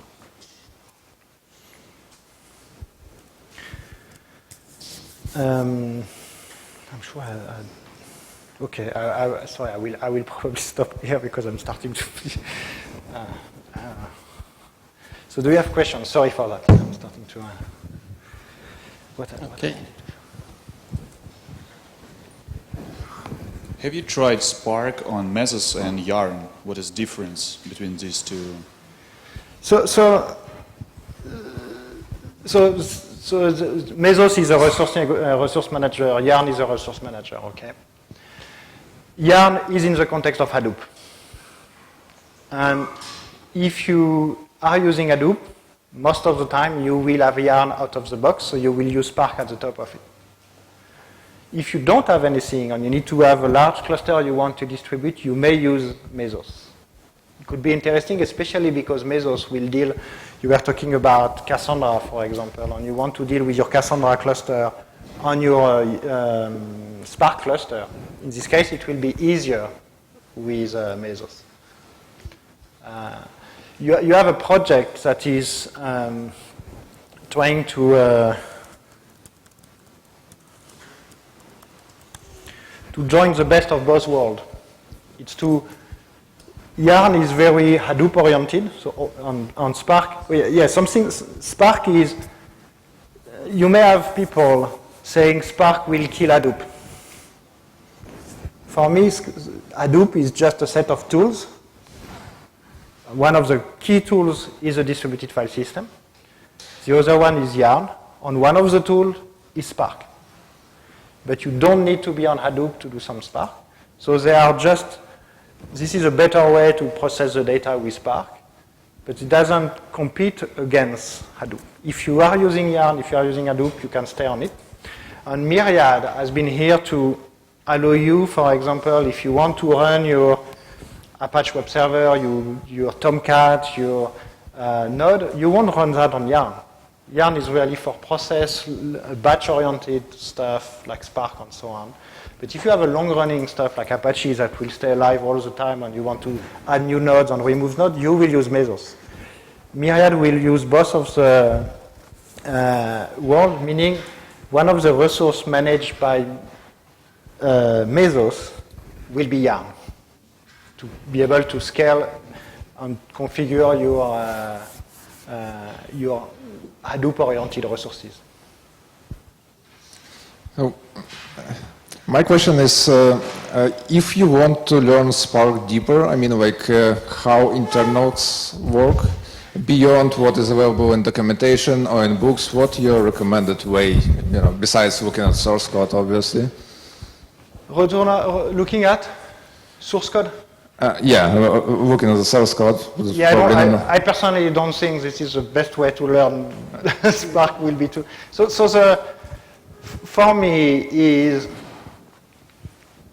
when you have done some basic stuff, and I will give you a book to start. it's find a use case.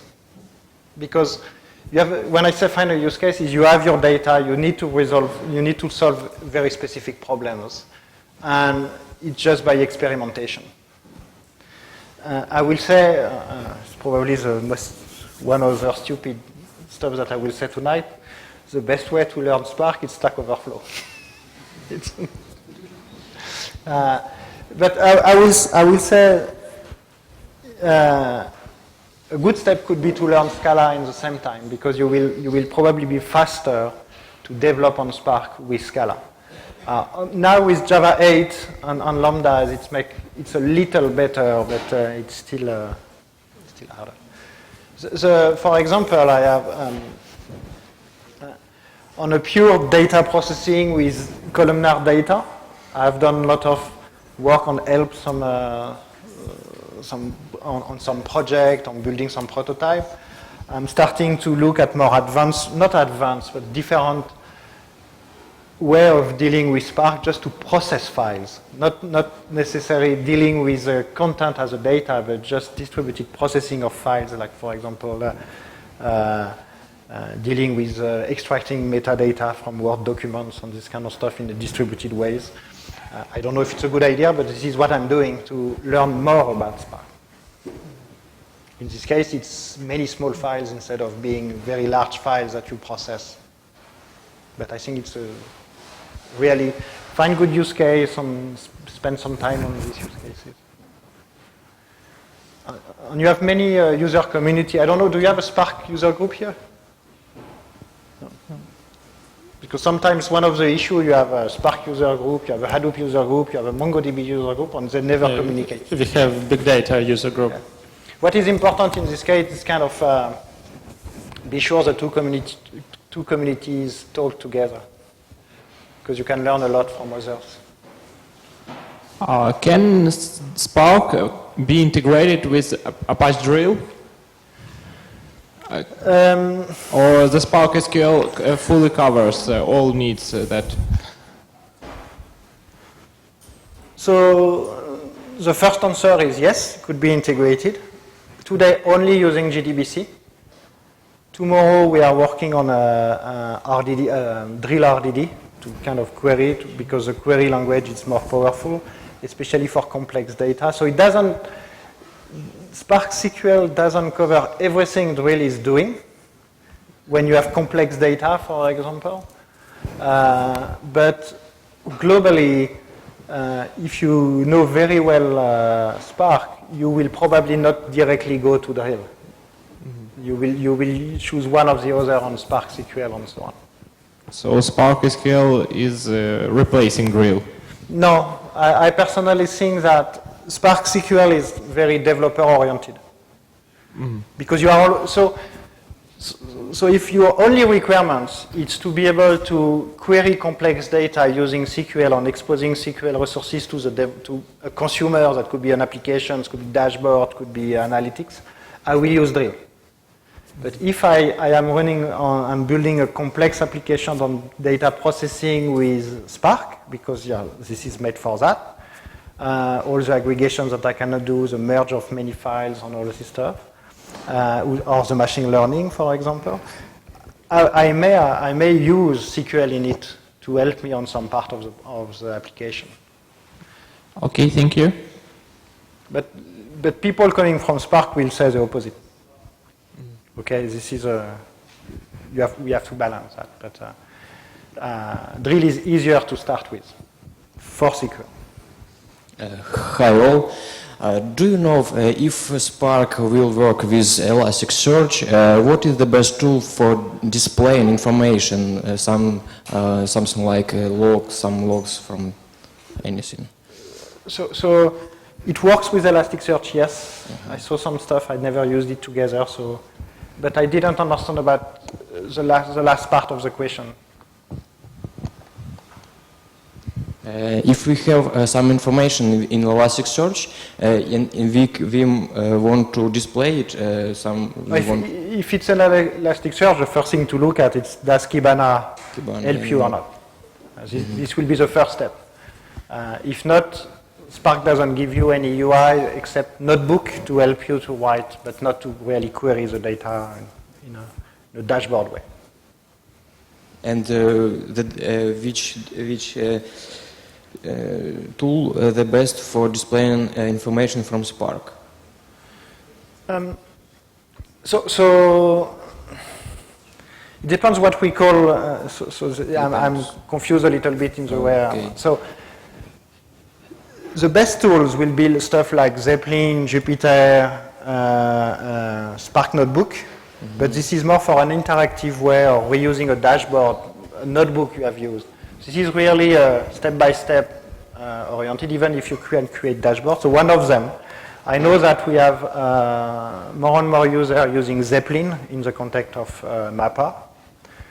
Or you build your own application on the top of the result. It depends if you want to really interact a lot with the data. In this case, you take one of the dashboard of this. You look at notebook. The concept of notebook is used a lot when you manipulate data, like Python, IPattern. Okay, sorry, we have to finish. Yeah. So we have some presents here. Oh yeah. Yeah. We have to distribute them between. So, did you work with Spark already or not? Yeah, you have asked about how to start. Do you already have some experience or not? Yeah. Because this is a very basic starting guide. It's available offline for free, okay? So, all the books that I have is,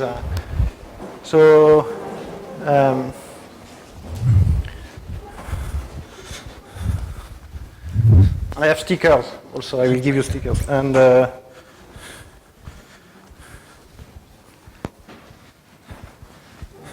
another one, it is time series. How do you do usually the most active users, active participants? For time series, I know who I get. Yeah. So this one is the one that was published 2 weeks ago, or a month ago. I have not read it yet. So I don't know. Okay. Who asked the question? So who is doing Hadoop? Somebody, one or two guys were doing Hadoop. They already left. Okay. Who is planning to do Hadoop? No one. No, it's on security. You have some pattern and so on. What is that? And who asked the questions? Please raise your hands. I know the Spark SQL on Drill, because this is a Drill T-shirt. Yeah. And several MMDEMs from GCP. I will also put some stickers if you want some. Okay, we'll put them to the table, and before leaving, you can get them.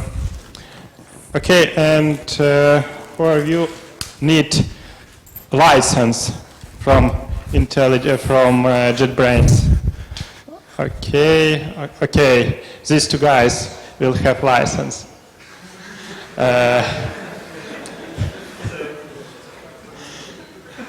Great. Let's thank our guest. We are all very tired. Maybe the talk also. See, if you want, because sorry for I was really tired for this. Yeah. If you need, just drop me an email. It's Tug@MapR if you want to continue the discussions and so on. And I hope we will see you on our next conferences, JConf, Java Day, and so on. Yeah. And everything that I showed you is on my GitHub, on the workshop for Drill or workshop for Spark Streaming. And also at your blog. Yeah, not enough. Okay, thank you. Thank you.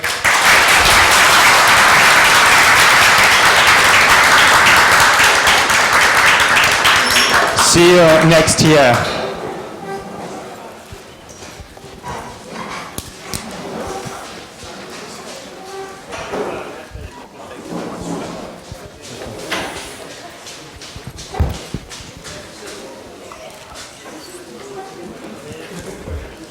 But in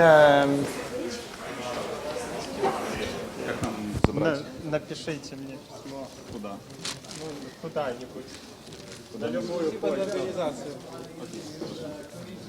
В Фейсбуке или там есть аккаунт? Лучше e-mail, потому что я ключ буду скидывать. Можно и в Facebook написать? Ну да, тогда в EPAM спишите. То же самое, напишите мне письмо куда-нибудь. Лучшая конференция в моей жизни.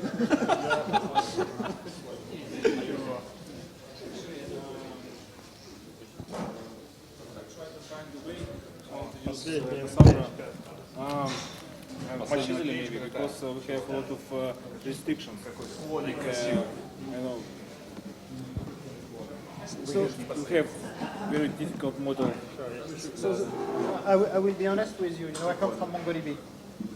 Yeah, that's why we try to. And I work now on MapR. On MapR, use HBase. On HBase and Cassandra, let's say it's the same model.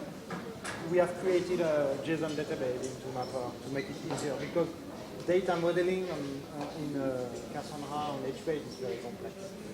Yeah, I know. Yeah, Yeah, that's why I try to find maybe, for example, this tool like Spark or something else. It doesn't change a lot.